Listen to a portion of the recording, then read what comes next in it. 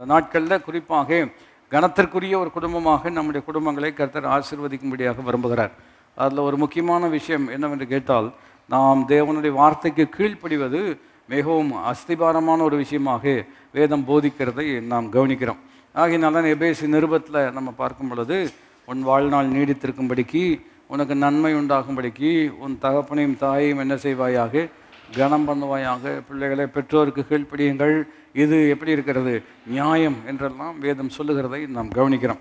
ஆகையினால கீழ்ப்படிதல் என்கின்ற அந்த அற்புதமான விஷயத்தை நாம் இந்த நாட்களில் குறிப்பாக நாம் கவனித்து கொண்டிருக்கிறோம். 1 பேதுரு 5வது அதிகாரத்துக்கு நாம் திருப்பிக் கொள்வோம் என்று சொன்னால், அங்கு கடந்த வாரத்தில் நாம் கற்றுக்கொண்ட அற்புதமான சத்தியத்தை நினைப்பூட்டும்படியாக விரும்புகிறேன். எவ்விதம் கீழ்ப்படிதல் நம்முடைய வாழ்க்கையில் தெய்வீகமான ஒரு முன்னேற்றத்தை அல்லது ஒரு உயர்வை ஏற்படுத்தக்கூடியதாக இருக்கிறோம்.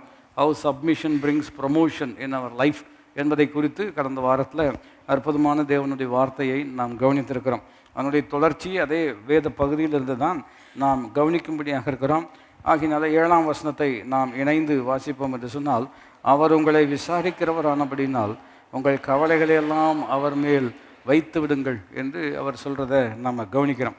அப்போது இந்த 7ஆம் வசனத்தை தான் இன்னைக்கு குறிப்பாக கவனிக்கும்படியாக இருக்கிறோம்.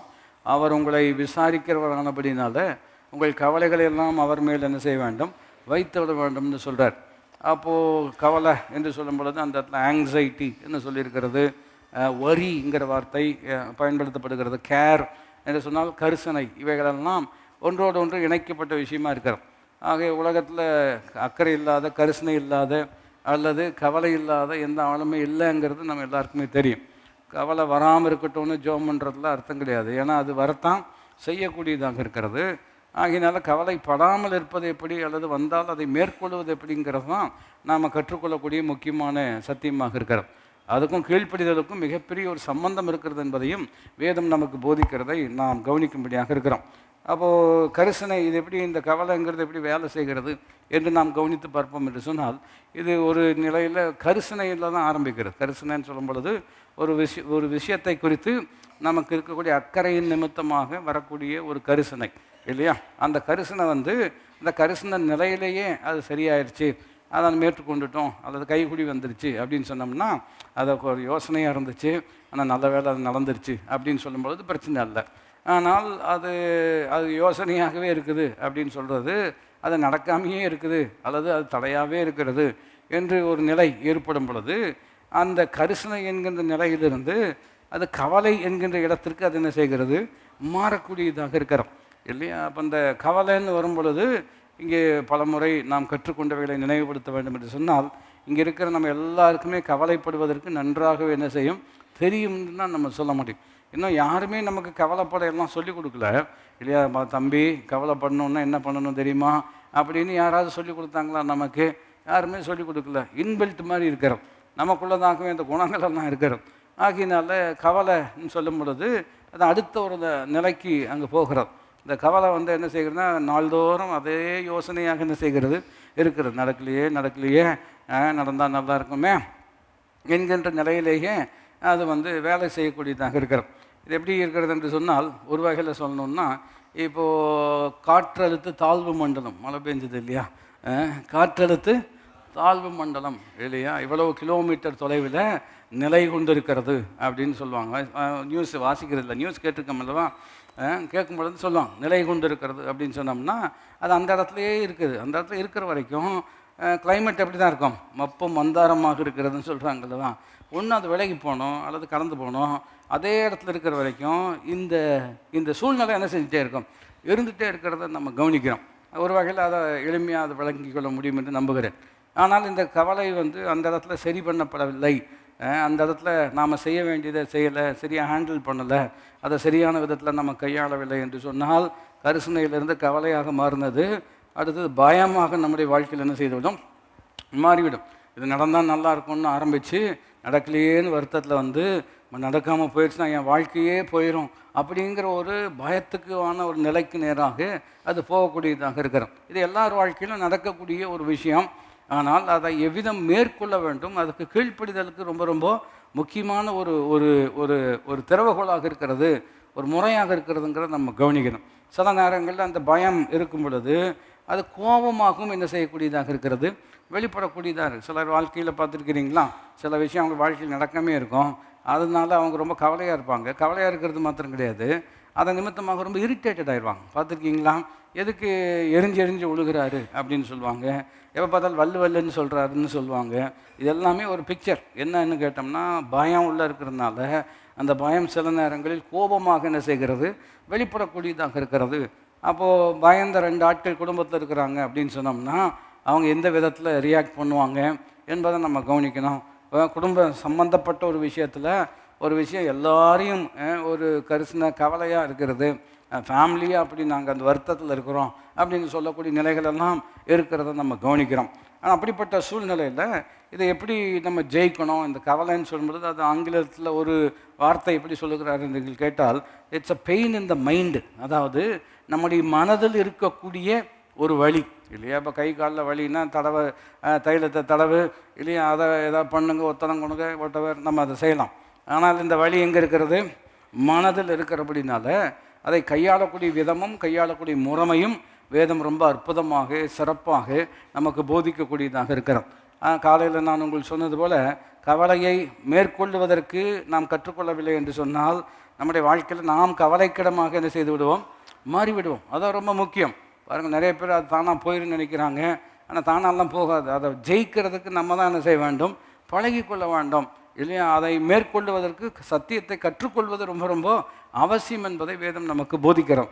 அப்போ இந்த வேத பகுதியவே நாம் கவனிப்போம் என்று சொன்னால், நான் பார்க்கிற விதமாக நீங்கள் பார்க்கும்படியாக உங்களை உற்சாகப்படுத்துகிறேன்.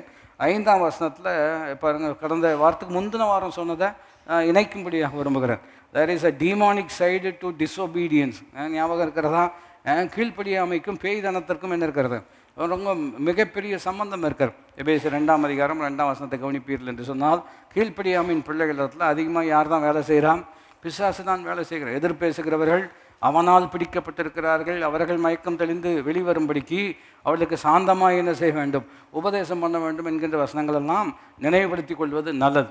அப்போது 5ஆம் வசனத்தில் பெருமை இருக்கிறது, 5ஆம் வசனத்தில் என்ன இருக்கிறதுங்க, பெருமை இருக்கிறது. நீங்கள் வாசிப்பீர்கள் என்று சொன்னால், இல்லையா, பெருமை உள்ளவனுக்கு கர்த்தர் என்ன செய்கிறார், எதிர்த்து நிற்கிறார் இருக்கிறதா. 5ஆம் வசனத்தில் பெருமை இருக்கிறது, 7ஆம் வசனத்தில் கவலை இருக்கிறது, 8ஆம் வசனத்தில் பேய் இருக்கிறது. நான் சொல்ல விடையும் கொள்ள முடிகிறதா. 5ஆம் வசனத்தில் என்ன இருக்கிறது, சொல்லுங்கள், என்ன இருக்கிறது, பெருமை இருக்கிறது. அப்புறம் 7ஆம் வசனத்தில் என்ன இருக்கிறது, கவலை இருக்கிறது. 8ஆம் வசனம் வரும் பொழுது பேய் இருக்குதுன்னா என்ன சொல்ல இருக்கிறோம், யாரை விழுங்கலாமோ என்று வகை தேடி சுற்றி திரிகிறான். இவனை ஜெயிக்கணும்னா 6ஆம் வசனம் இருக்கிறது. என்ன வசனம் இருக்கிறது, ஆகையால் ஏற்ற காலத்தில் தேவன் உங்களை உயர்த்தும்படிக்கு அவருடைய பலத்த கைக்குள். இப்போ நான் சொல்லக்கூடிய கோர்வை, நீங்கள் பிரசங்கிக்கூடிய நபராக இருப்பீர்கள் என்று சொன்னால் இது ஒரு அற்புதமான பிரசங்க கோர்வை. நான் சொல்ல விளங்கிக் கொள்ள முடிகிறதா.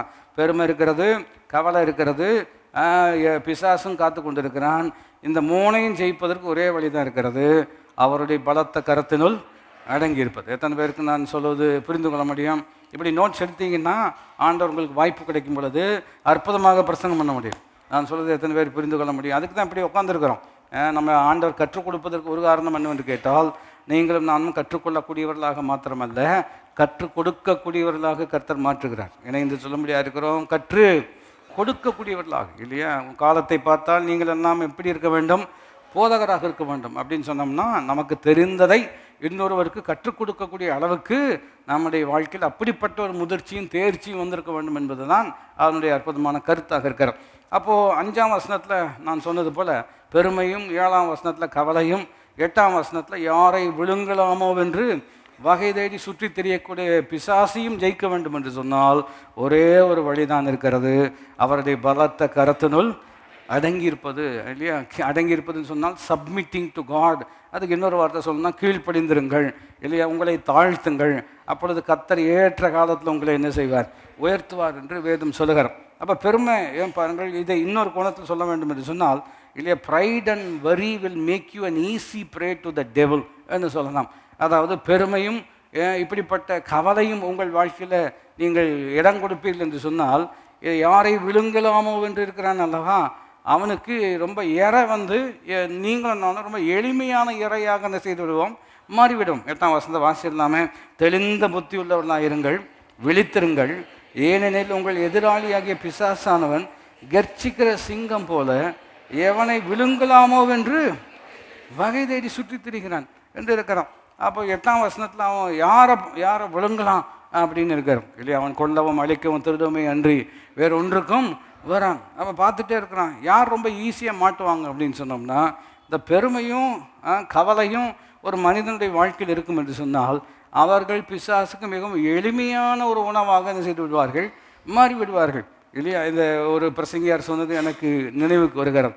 பெருமையும் தாழ்மையும், அதாவது இந்த கவலையும் நாம் ஜெயிப்போம் என்று சொன்னால், தப்பி தவறி பிசாசு ஒரு அப்படிப்பட்ட மனிதனை விழுங்கினால் அவன் விக்கியே செத்து விடுவான் அப்படின்னு சொன்னார். நான் சொல்ல விளங்கி கொள்ள முடிகிறதா? ஏன்னா நாமெல்லாம் விழுங்கப்படக்கூடியவர்கள் அல்ல. சத்தியத்தை அறிவீர்கள், சத்தியம் உங்களை என்ன செய்யும், விடுதலையாக்கும்னு இருக்கிறோம்.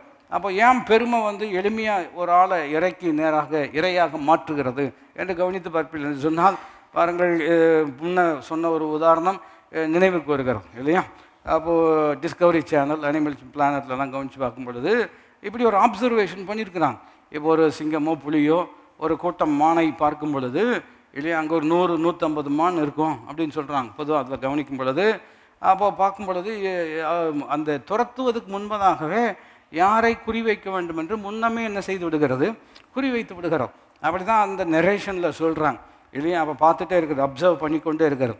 அப்சர்வ் பண்ணி கொண்டு இருக்கும் பொழுது நல்ல திடகாத்திரமாக இருக்கக்கூடியது, நல்ல பலன் இருக்கக்கூடியது, கொம்பு பெருசாக இருக்கக்கூடியது, அதுக்கிட்டெல்லாம் போனோம்னா இல்லையா இது நமக்கு வேலைக்கு ஆகாது. அதனால் கவனிச்சிட்டே இருக்கோம்.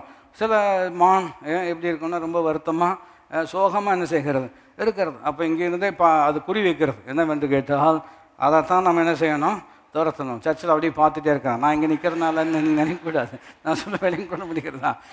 யார் சரியாக கவனிக்காமல் இருக்கிறாங்க, யாருக்கு சரியாக விளங்கலை, இந்த விளங்காதவர்களும் கவனிக்காதவர்களும் எளிமையாக படியில் இறங்கும் பொழுதே நான் சொல்கிறதை விளங்கி கொள்ள முடிகிறதா? அப்போது கவனித்து கொண்டு இருக்கிறான் இல்லையா? கவனித்து கொண்டு இருக்கிறான். அந்த மிருகம் கவனிக்கிறது. அப்போ துரத்தும் போது பார்த்தீங்க அப்படின்னு சொன்னால், அவங்க சொல்லக்கூடிய நரேஷனை சொல்லி கொண்டு இருக்கிறேன். 150 மானை துரத்துனா அட்லீஸ்ட் ஒன்றாவது கிடைக்கும் அல்லவா? இல்லை நம்மளுக்கு அப்படி தானே நினைக்கிறாங்க, எதையோ ஒன்றாவது என்ன செய்யும் கிடைக்கும். அப்படி இல்லை, அவங்க அப்படி துரத்துறதே கிடையாது.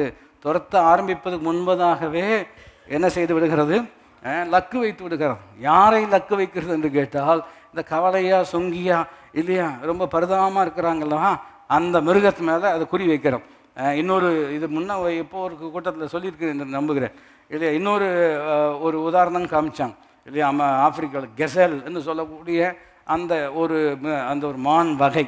அது எப்படி இருக்கிறதுனா, அது பயங்கரமாக துள்ளி துள்ளி குதிக்கும். பயங்கரமாக எவ்வளவோ அடி உயரத்துக்கு என்ன செய்யும், துள்ளும். அப்போது அது வித்தியாசமாக காமிச்சாங்க. எப்படி காமிக்கிறாங்கன்னு சொன்னோம்னா, அது ஒரு இளம், இப்போ தான் கொஞ்சம் நல்ல திடகாத்திரமான ஒரு இது. அது அந்த புலியை பார்த்துருச்சு, அந்த சிங்கத்தை பார்த்துருச்சு. பார்த்தோன்னே பயங்கரமாக குதிக்குது இல்லையா? அப்படின்னா என்ன, வந்து பாரு அப்படிங்கிற மாதிரி என்ன செய்கிறது, நான் இது பார்த்ததுனால ஞாபகம் வருது. வந்துக்கிற மாதிரி அது இந்த சிங்கம் அப்படியே, நான் தான் உங்களெல்லாம் வர முடியுமா, உங்கள் வேகத்துக்கு நம்மளால் ஓட முடியுமா அப்படிங்கிறத போலவே என்னமோ அங்கேயே இருந்து பார்த்த மாதிரி சொல்கிறீங்க. நான் சொல்ல பயங்கர முடிகிறதா? அவங்க சொன்னதை நான் உங்களுக்கு சொல்லி கொண்டு இருக்கிறேன், பேசாமையே இருக்கிறோம். அப்போ அந்த கமெண்ட்ரேட்டர் என்ன சொல்கிறார் அப்படின்னா, பாரு, இது குதின்னு குதித்து தனக்கு இருக்கிற இந்த பலனை எல்லாம் குதிக்கிறதுலேயே என்ன செஞ்சிடும். அதனால் இந்த சிங்கம் நல்ல குதி, உன்ன மாதிரி குதிக்கிறதுக்கு சர்ச்சில் உன்ன மாதிரி ஆளே இல்லை, நீ தான் தூணு, அந்த தூணும் நீ தான், இந்த தூணும் நீ தான், அப்படி இப்படின்னு சொல்லி கடைசியில் பிரச்சனைன்னு வரும் பொழுது பலனெல்லாம் துள்றதுலேயே போனதுனால துரத்தும் பொழுது எளிமையாக என்ன செய்கிறது, மாட்டிக்கொள்கிறோம். நான் சொல்வது எத்தனை பேருக்கு புரிந்து கொள்ள முடியும்? அப்போ பெருமை இருக்கும் பொழுது ஒரு குணம் என்னவென்று கேட்டால், பாருங்கள், அதாவது செய்யக்கூடாததையெல்லாம் செய்ய சொல்லும். பெருமை என்ன பண்ணுங்க, செய்யக்கூடாததெல்லாம் செய்ய சொல்லும்.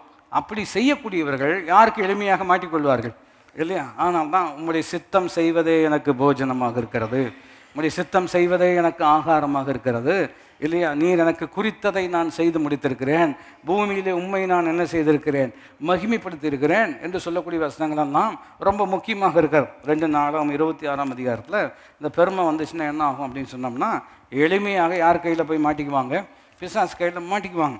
ஏன், எந்த ஒரு குறிப்பிட்ட கோணத்தை நான் உங்களுக்கு சொல்ல வேண்டும் என்று சொன்னால், பெருமை செய்யக்கூடாததை செய்ய வைக்கக்கூடியதாக இருக்கிறோம். சொல்லுங்கள், பெருமை எப்படிப்பட்டதுங்க? செய்யக்கூடாததை அதாவது என்னால் எல்லாம் செய்ய முடியும், என் வாழ்க்கை நான் என்ன வேணாலும் செய்வேன் என்கின்ற ஒரு எண்ணம் ஒரு மனிதனுக்கு வரும் பொழுது கண்டதையும் என்ன செய்வான், செய்யக்கூடியவனாக இருப்பான். அப்படி செய்யும் பொழுது யார்கிட்ட வந்து மாட்டிக்குவான், பிசாசுக்கிட்ட என்ன செய்வான், வந்து மாட்டிக்கொள்ளக்கூடியவனாக இருக்கிறான். கீழ்ப்படிதல் எப்படி மேற்கொள்ளும்படியாக நமக்கு உதவி செய்கிறது என்பதை பின்பு கவனிக்கும்படியாக இருக்கிறோம். 2 நாளாகும் 26வது அதிகாரத்தில் நீங்கள் பார்ப்பீர்கள் என்று சொன்னால் ரொம்ப அற்புதமாக ஒரு ஆளுக்கு ஆண்டவர் சிறப்பாக காரியங்களை கைகூடி வர பண்ணுகிறார். 15ஆம் வசனம் தான் நீங்கள் கவனிப்பீர்கள். 15லேருந்து கவனித்தோம்னா ரொம்ப எளிமையாக நமக்கு விளங்கிக் கொள்ள முடியும். கோபுரங்கள் மேலும் அலங்க கோடிகள் மேலும் நின்று அம்புகளை பெரிய கற்களையும் பிரயோகிக்கத்தக்க நிபுணரான தொழிலாளர்கள் கற்பித்த இயந்திரங்கள் அவன் எருசலேமில் உண்டாக்கினான். அப்படின்னா அந்த காலத்தில் இதெல்லாம் பெரிய அற்புதமான விஷயம். மிலிட்ரிஸ் அதாவது இராணுவ ரீதியாக ரொம்ப அற்புதமான விஷயமாலாம் செய்கிறார். அப்படியே அவன் கீர்த்தி வெகு தூரம் பரம்பிற்று. அவன் பலப்படும் மட்டும் ஆச்சரியமாய் அவனுக்கு அனுகூலம் உண்டாயிற்று. இந்த ராஜாவுக்கு ஆண்டவர் ரொம்ப அற்புதமாக வாய்க்க பண்ணுறார். எல்லாம் ரொம்ப எளிமையாக என்ன செய்கிறார், வாய்க்க பண்ணுறார். இப்போ எளிமையாக காரியங்கள் கைகூடி வரும் பொழுது மனத்தாழ்மையாக இருப்பது ரொம்ப ரொம்ப முக்கியம். அப்போ இங்கே என்ன நடக்கிறது என்று கேட்டால் 16ஆம் வசனம் வரும் பொழுது அவன் பலப்பட்ட பொழுது தனக்கு கேடு உண்டாகும் மட்டும் அவனுடைய மனம் மேட்டுமையாகி, நீங்கள் நன்றாக அந்த கோர்வை கவனிப்பீர்கள் என்று சொன்னால் அவனுக்கு கேடு உண்டாகும் மட்டும் அவனுடைய மனம் என்ன செய்கிறது, மேட்டுமையாகிறது. அப்போ பெருமை உள்ளவனுக்கு கர்த்தர் என்ன செய்கிறார், எதிர்த்து நிற்கிறார். கர்த்தர் எதிர்த்து நிற்கிறாருன்னா யாருக்கு சாதகமாக நிற்பாங்கன்னு நினைக்கிறீங்க? நான் சொல்கிறதை நான் திரும்ப சொல்லும்படியாக விரும்புகிறேன். பெருமை உள்ளவனுக்கு கர்த்தர் எதிர்ப்பார் என்று சொன்னால் யார் உங்களுக்கு சாதகமாக, எங்கே கூட்டணி போய் சேருவாங்க? நான் சொல்கிறது விளங்கிக் கொள்ள முடிகிறதா? பெருமை உள்ளவனுக்கு கர்த்தர் எதிர்த்து நிற்கிறார். அப்போ ஆட்டோமேட்டிக்காக யார்கிட்ட போய் சேர வேண்டியது வரும், பிசாசுக்கிட்ட சேர வேண்டியது வரும் இல்லையா? அதனால தான் சொல்லுகிறோம், பெருமையும் இல்லையா இந்த கவலையும் சரியான விதத்தில் கையாளவில்லை என்று சொன்னால் பிசாசுக்கு அவர்கள் மிகப்பெரிய எளிமையான இரையாக என்ன செய்வார்கள், மாறக்கூடியவர்களாக இருக்கிறார்கள். பைபிள் சொல்லுகிறது, கேடு உண்டாகும் மட்டும் அவனுடைய மனம் மேட்டுமையாகி தன் தேவனாகிய கர்த்தருக்கு விரோதமாக மீறுதல் செய்து தூபபீடத்தின் மேல் தூபம் காட்ட கர்த்தருடைய ஆலயத்துக்குள். இந்த வேலைக்கு இந்த இவர் இருக்கிறதுக்கும் என்ன கிடையாது, சம்மந்தமே கிடையாது. இவர் ராஜாவாக கர்த்தர் வைத்திருக்கிறார், நிர்வாகம் பண்ண வேண்டும், அதுதான் அவருக்கு கொடுக்கப்பட்ட அழைப்பு. ஆனால் இப்போ கொஞ்சம் காரியமெல்லாம் கைகூடி வர்றதுனால, காரியங்கள் எல்லாம் எளிமையாக இருக்கிறதுனால சம்மந்தமில்லாத விஷயத்தில் போய் என்ன செய்கிறார், தலை போடுறார். ஆகினால புதிய ஏற்பாட்டில் பேதுரு எழுதும் பொழுது உங்கள் அழைப்பையும் தெரிந்து கொள்வதையும் உறுதியாக்கும்படி ஜாக்கிரதையாருங்கள், ஒருவன் அதை செய்வான் என்று சொன்னால் அவனுடைய வாழ்க்கையில் இடரல் என்ன செய்யாது, வராது. ஹீ வில் நாட் ஃபெயில்னு இருக்கிறோம். ரொம்ப சவாலான ஒரு 2 பேதுருவில் இருக்கிறது. அழைப்பையும் தெரிந்து கொள்வதையும் உறுதியாக்கும்படி ஜாக்கிரதையாருங்கள், ஒருவன் இவைகளை செய்வான் என்று சொன்னால் அவன் இடறுவதில்லை. சொல்லுங்கள், அவன் என்ன செய்வதில்லை, இடறுவதில்லை. அப்போ இன்றைக்கு நம்ம வாழ்க்கையில் நம்ம குடும்பத்தில் நமக்குன்னு கர்த்தர் என்ன வச்சிருக்கிறாரோ அதை மாத்திரம் செய்தால் போதும். சொல்லுங்கள், நமக்கு என்ன வைத்திருக்கிறாரோ அதை மாத்திரம் செய்தால் போதும். எப்படி ஒரு ஆள் மிஞ்சி போய் கண்ட விஷயத்தில் இறங்குறாரு அப்படின்னு கேட்டால், பெருமை வந்துடுச்சு அப்படின்னு சொன்னால், ஏன் நீங்கள் மாத்திரம் தான் செய்வீங்களா, நானும் என்ன செய்வேன் என்று சொல்லக்கூடிய ஒரு எண்ணம் வரும் பொழுது, அப்படிப்பட்ட காரியங்களை செய்ய முற்படும் பொழுது என்ன நடக்கிறது என்று கேட்டால், இவர்கள் எளிமையாக யார் கையில் போய் மாட்டிக்குவாங்க, பிசாசு கையில் போய் மாட்டிக்குவாங்க. ஆகினால 2 சாமுவேலில் நீங்கள் கவனிப்பீர்கள் என்று சொன்னால் அங்கேயும் பாருங்கள், எந்த ஒரு பெரிய தேவ மனுஷனுக்கும் இந்த இப்படிப்பட்ட சோதனைகள் வரக்கூடியதாகத்தான் இருக்கிறோம். ஆகினால தான் ஒவ்வொரு நாளும் அவரை சார்ந்து கொள்வது ரொம்ப ரொம்ப முக்கியம். காலைதோறும் அவருடைய கிருபை எப்படி இருக்கிறது, புதிதாக இருக்கிறோம் இல்லையா? காரியம் எந்த நிலையாக இருந்தாலும் அவரை சார்ந்து கொள்வது ரொம்ப ரொம்ப முக்கியம். 24வது அதிகாரம் 2 சாமுவேலில் 10வது வசனம் இவ்விதமாக தாவீது சொல்கிறார், இவ்விதமாய் ஜனங்களை எண்ணின பின்பு ராஜாவின் இருதயம் அவனை என்ன செய்தது, வாதித்தது. வாசி எடுத்துட்டிங்களா? 2 சாமுவேல் 24 வாதித்தது. அப்பொழுது தாவீது கர்த்தரை நோக்கி, நான் இப்படி செய்ததினாலே பெரிய பாவம் செய்தேன், இப்பொழுதும் ஆண்டவரே எமது அடியானின் அக்கிரமத்தை நீக்கிவிடும், நான் மகா புத்தீனமாய் செய்தேன். எப்படி இவ்வளோ ஞானம் உள்ள ஒரு மனுஷன், நல்ல கிருபையுள்ள ஒரு ஆள் இல்லையா, இவ்வளோ அற்புதமான பாடல்கள்லாம் எழுதியிருக்கிறாரு, இவ்வளோ நல்ல நெருக்கமான என் இருதயத்திற்கு அப்படிப்பட்ட ஒரு உறவில் இருந்த மனுஷர் அவரே சொல்கிறார், புத்தீனமாக செய்திருக்கிறேன், யோசிக்காமல் இதை செஞ்சிட்டேன் அப்படின்னு சொல்கிறார். யோசிக்காமன்னு சொன்னோம்னா ஆல் சின் இஸ் வில்ஃபுல் சின்னிங்னு சொல்லுவாங்க. எந்த பாவமும் தெரியாமல் நான் செய்தேன் என்று சொல்ல முடியாது. எல்லா பாவமும் தெரிஞ்சு தான் என்ன செய்கிறோம். உண்மையாக அதை நிதானிப்போம் என்று சொன்னால் ஆல் சின் இஸ் வில்ஃபுல் சின்னிங்கிறது ரொம்ப முக்கியமான ஒரு சத்தியம். அப்போ அவர் சொல்கிறார், புத்தீனமாக நான் செய்தேன் சொல்கிறார். புத்தீனமாக அப்படி என்ன செஞ்சிட்டாரு அப்படின்னு கேட்டிங்கன்னா, அந்த முதல் வசனத்திலிருந்து கவனிப்பீர்கள் என்று சொன்னால், ஜனங்களை என்ன வேண்டும், எண்ணிக்கை பண்ணணும்னு சொல்கிறார். ஜனங்களை என்ன செய்யணும், எண்ணிக்கை செய்யணும். மறுபடியும் நிர்வாக ரீதியாக கவனிப்பீர்கள் என்று சொன்னால், செய்கிறதுல என்ன தப்புன்னு கேட்கலாம் இல்லையா? செய்கிறதுல என்ன தப்பு? 5 ஆகமங்கள், ஒரு ஆகமத்துக்கு பேர் என்னது, எண்ணாகமம். அப்போ எண்ணாகமம்னு பேர்னாலே என்னது, நம்பர்ஸ்னு இருக்கார். நம்பர்ஸ்னு அங்கே கணக்கு தானே போடப்பட்டிருக்கிறது. அப்போது என்றதில் என்ன தப்பு அப்படின்னு கேட்கலாம். ஆனால் இன்னொரு வேத பகுதியை நீங்கள் வாசிப்பீர்கள் என்று சொன்னால், ஜனங்களை எண்ணும்படி பிசாசு ஏவினான்னு இருக்கிறோம். இன்னொரு வசனத்தை கவனித்து பார்த்தீங்கன்னா, ஜனங்களை எண்ணும்படிக்கு தாவீதுக்கு ஒரு எண்ணம் உண்டாயிற்றுன்னு இருக்கார். இதெல்லாம் கோர்வையாக கவனிச்சுட்டே வரணும் இல்லையா? ஒரு எண்ணம் உண்டாயிற்று, எண்ணம் தானே அப்படின்னு சொல்லலாம். அடுத்த வசனம் என்ன சொல்லுகிறது, பிசாசு என்ன செய்கிறான், ஏவுகிறான்னு இருக்கிறது.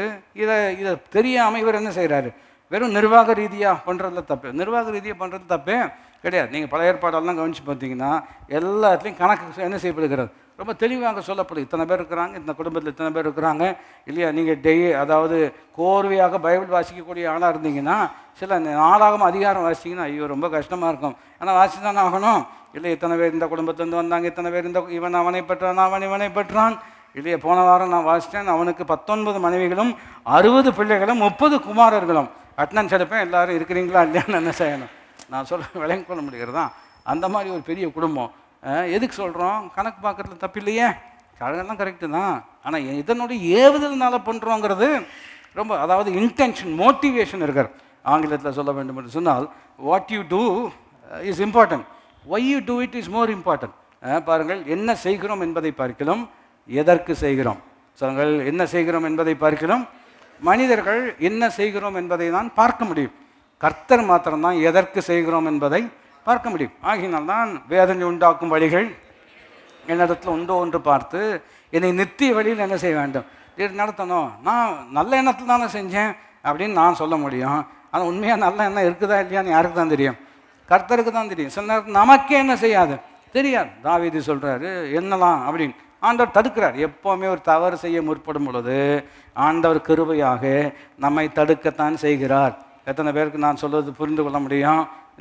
இதுக்கு முன்னாடி ஒரு ராஜா கவனிச்சம் அல்லவா, கேடு உண்டாகும் மட்டும் மனமேட்டிமையானான், ஆலயத்துக்குள் பிரவேசித்தான். அடுத்த வசனம் வாசித்து பார்த்தீங்கன்னா, அப்பொழுது ஆசாரிகள் வந்து அவனை தடுத்து, இந்த வேலைக்கும் உமக்கும் என்ன கிடையாது, சம்பந்தம் கிடையாது.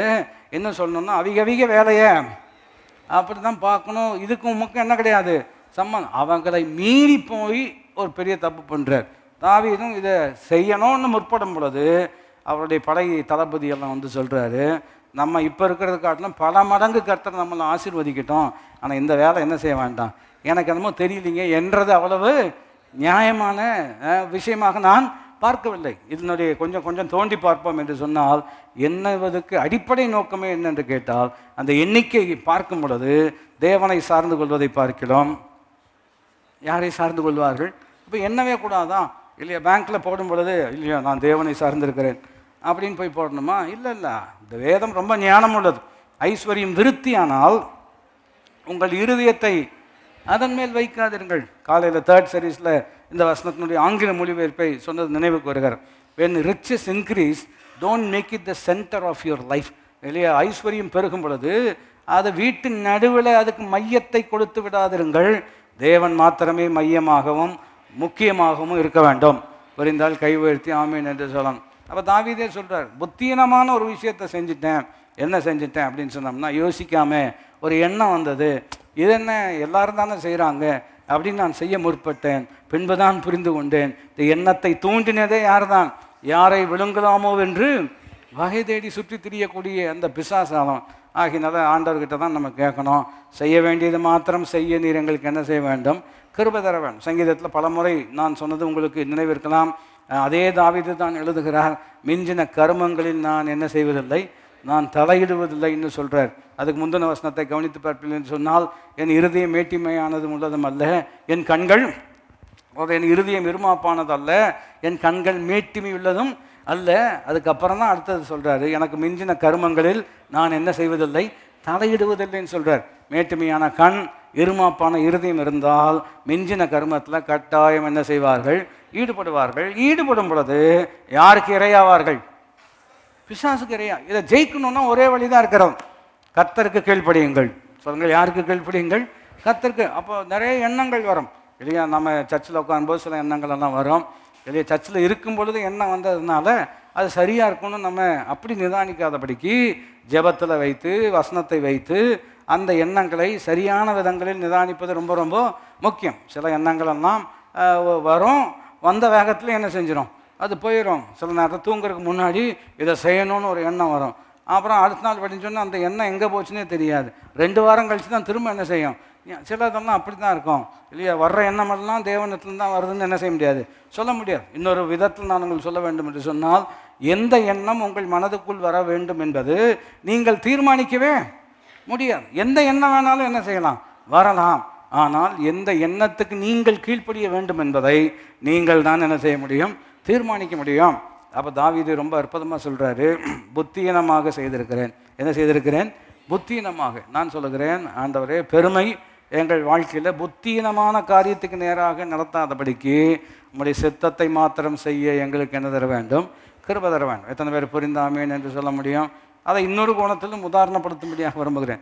ஒரு விஷயத்தில் நீங்கள் சிறப்பாக செய்கிறீங்க அப்படின்னு சொன்னோம்னா அந்த விஷயத்தில் கர்த்தர் உங்களுக்கு என்ன கொடுத்துருக்கிறார், கிருபை கொடுத்துருக்கிறார். அந்த விஷயம் சிறப்பாக செய்கிறதுனால நான் எந்த விஷயத்தையும் சிறப்பாக செய்வேன் என்று சொல்லி சம்மந்தமில்லாத விஷயத்தில் நீங்கள் போய் உங்களை ஈடுபடுத்திக் கொள்வீர்கள் என்று சொன்னால் அங்கு ஒரு படுதோல்வி நமக்கு என்ன செய்கிறது, காத்திருக்கிறது. ஆகினால்தான் பாருங்கள், பவுல் சொல்லும்போது ரொம்ப அற்புதமாக சொல்கிறாரு, இயேசு கிறிஸ்துவினால் எதற்காக பிடித்து கொள்ளப்பட்டேனோ அதை பிடித்து கொள்ளும்படி நான் ஆசையாய் தொடர்கிறேன். பல காரியங்களை குறித்து நீ கவலைப்பட்டு கலங்குகிறாய், தேவையானது ஒன்று என்று சொல்கிறார் அல்லவா. இதெல்லாம் எதை நமக்கு போதிக்கிறது என்று கேட்டால், ஆண்டவரே, கீழ்ப்படிதலை கற்றுக்கொள்ள எங்களுக்கு என்ன தர வேண்டும். அப்போ பெருமை இருந்துச்சு அப்படின்னு சொன்னோம்னா அவர்கள் தேவனுக்கு கீழ்ப்படிவதை பார்க்கலாம் தங்கள் சுய எண்ணத்திற்கு தான் என்ன செய்வார்கள், கீழ்ப்படியக்கூடியவர்களாக இருப்பார்கள். ஆகினால தான் ஆண்டவரே, உம்முடைய கிருபை எங்களுக்கு வேண்டும். அதாவது இந்த பண வசதிகள், திறமைகள், வாய்ப்புகள் இவைகளெல்லாம் பெருகும் பொழுது ரொம்ப எளிமையாக ஜெபம் பண்ணணும் அப்படின்னா இதெல்லாம் தலைக்கு ஏறாதபடிக்கு பார்த்துக்கொள்வீராக. தலங்கள் இதெல்லாம் என்ன இங்கே ஏறிடக்கூடாது. ஆமாம் ஆமாம், அதனால நம்ம ஊரில் சொல்கிறாங்க இல்லைவா, தலைகால் தெரியாமல் சுற்றுறான் ஒருத்தன்னு இல்லையா. அப்படின்னா என்ன அர்த்தம், இந்த வசதியெல்லாம் வந்ததுக்கா எப்படி ஹேண்டில் பண்ணுறதுன்னு அவங்களுக்கு என்ன செய்யாது, தெரியாமல் போய்விடுகிறது. ஆண்டவரை, எங்களுக்கு நீர் தான் கற்றுத்தர வேண்டும். எல்லாரும் இணைந்து சொல்ல முடியாது இருக்கும், எங்களுக்கு யார் தான் கற்றுத்தரணும், நீங்கள் தான் கற்றுக்கணும் இல்லையா. பாருங்கள், வசதி இல்லாத பொழுது எவ்வளவு பக்தியாக இருந்தோமோ அதே பக்தி தான் வசதி இருக்கும் பொழுதும் இருக்க வேண்டும். காரணம், வசதி பக்தியை மாற்றும் என்று சொன்னால் இது வெறும் பக்தியின் வேஷம் மாத்திரமே தவிர உண்மையான பக்தியே இல்லை. எத்தனை பேருக்கு நான் சொல்வது புரிகிறது. ஆபிரகாம் மிகப்பெரிய சீமானாக இருந்தான். ஆனால் எப்படிப்பட்ட சீமான் என்று கேட்டால், கர்த்தர் எதை கேட்டாலும் கொடுத்துருவார். கர்த்தர் எதை கேட்டாலும் கொடுத்துருவார். ஏன்னா அவருக்கு நல்லாவே தெரியும், கொடுத்ததே யார் தான், அவர் தான். ஆகையினால இது என்னை பிடித்து வைக்க போவதில்லை, நான் அவரை பிடித்திருக்கிறேன். ஒரு இடத்துல ரொம்ப அற்புதமாக சொல்கிறார் இல்லையா, வானத்தையும் பூமியும் படைத்தவராகி உன்னதமான கர்த்தருக்கு நேராக என் கரங்களை நான் என்ன செய்கிறேன், உயர்த்துகிறேன். காரணம் என்னவென்று கேட்டால், என்னுடைய கரத்தை ஆசீர்வதிக்கிறவரே அவர் தானே. நீ கையிட்டு செய்யும் எல்லா வேலைகளையும் ஆசீர்வதிக்கும்படிக்கு கர்த்தர் தம்முடைய நல்ல பொக்கிஷ சாலையாகிய வானத்தை திறப்பார். நீ அநேகம் ஜாதிகளுக்கு கடன் கொடுப்பாய், நீயோ. எத்தனை பேர் புரிந்து ஆமீன் என்று சொல்ல முடியும். பெருமை இருந்துச்சுன்னா போய் மாட்டிக்குவோம். அதே சமயத்தில் கவலை, இதுவும் ஒரு பெரிய பிரச்சனை. கவலை இருந்தாலும் யார் கையில் தான் போய் மாட்டணும், இந்த பிசாசு கையில் தான் என்ன செய்யணும், மாட்டணும். பெருமையும் ஜெயிச்சாகணும், கவலையும் ஜெயிச்சாகணும். ஒரே வழி தான் இருக்கிறது, கர்த்தருக்கு கீழ்ப்படிந்தால் தான் ரெண்டையும் என்ன செய்ய முடியும், ஜெயிக்க முடியும். கவலை கொஞ்சம் வித்தியாசமாக இருக்கிறோம். அதை நான் உங்களுக்கு உதாரணப்படுத்த வேண்டும் என்று சொன்னால், பாருங்கள், பெருமை வந்துச்சுன்னா செய்ய வேண்டாதெல்லாம் செஞ்சிட்ருப்பான், செய்ய வேண்டாததையெல்லாம் செய்வார்கள். கவலை இருந்துச்சு அப்படின்னு சொன்னோம்னா செய்யக்கூடியதையும் என்ன செய்ய மாட்டார்கள், செய்ய மாட்டாங்க இல்லையா. சில நேரத்தில் கவனிச்சு பார்த்துருக்கீங்களா, இதெல்லாம் வாழ்க்கையில் சில நேரத்தில் பார்க்க முடியும். சில ரொம்ப கவலை நிமித்தமாக வேலையில் அவங்களால என்ன செய்ய முடியாது, கான்சென்ட்ரேட் பண்ண முடியாது இல்லையா. சிலர் கவலை நிமித்தமாக சரியாக தங்களை என்ன செய்ய மாட்டார்கள், பார்த்து கொள்ள மாட்டார்கள் இல்லையா. சாப்பிட வேண்டிய நேரத்தில் என்ன செய்ய மாட்டாங்க, சாப்பிட மாட்டாங்க. அப்படிப்பட்ட பிரச்சனையெல்லாம் இருக்கிறது நம்ம கவனிக்கிறோம். கவலை, பயம், இப்போ கரிசனை கவலையாக மாறி பயமாக வந்து இன்னொரு கட்டம், இதுக்கு அடுத்த கட்டமும் இருக்கிறது. அது ரொம்ப உறுதியாக உள்ளத்துக்குள்ளே வந்துடும். யோபு அதுக்கு அற்புதமான ஒரு உதாரணம். அவரை வாய் திறந்து சொன்னனால தான் நமக்கு இது தெரிகிறது. அவர் என்ன சொல்லுகிறார் என்று கேட்டால், நான் மிகவும் பயந்தது எனக்கு நேரிட்டது. எப்படி சொல்கிறாருங்க அவர், நான் மிகவும் பயந்தது. அப்போது ஒரு எளிமையான நிதானம் என்னவென்று கேட்டால், அவருக்கு நேரிட்டதை பார்த்து அவர் எதை குறித்து பயந்திருப்பார் என்பது தெளிவாக புரிந்து கொள்ள முடியும். நடந்துருமோ நடந்துருமோ நடந்துருமோ ஒரு காலகட்டத்தில் அந்த பயம் ரொம்ப இறுக படித்து என்ன ஆகிவிடும் என்று சொன்னால் அது கட்டாயம் நடந்துடும் அப்படின்னு. அப்போது நடக்கும் பொழுது என்ன தெரியுமா சொல்லுவாங்க, எனக்கு அப்போவே தெரியும் இது நடக்கும். நான் சொல்கிறது உங்களுக்கு புரிந்து கொள்ள முடிகிறது தான். இவ்விதம் நாம் ஆவிக்குரிய வாழ்க்கை வாழ வேண்டும் என்று அவசியம். உனக்கு விரோதமாக எழும்பும் எந்த ஆயுதமும் வாய்க்காமல் போ. இதை நான் எளிமைப்படுத்த வேண்டும் என்று சொன்னால் பாருங்கள், ஒரு எண்ணம் வருகிறது, இப்படி நடந்தால் என்ன பண்ண போகிறேன். அந்த எண்ணம் வரும் பொழுதே வாய் திறந்து சொல்ல வேண்டும், நீதிமானுக்கு ஒரு கேடும் வராது. சொல்லுங்கள், நீதிமானுக்கு ஒரு கேடும் வராது இல்லையா. ஒரு ஊழியர் நினைவுக்கு வருகிறது, ரொம்ப அற்புதமாக போதிக்கக்கூடிய ஒரு தேவ மனுஷன். அப்பொழுது ஒரு ஒரு ஒரு ஸ்திரீ பிசாசினால் பிடிக்கப்பட்டிருக்கிறார்கள்.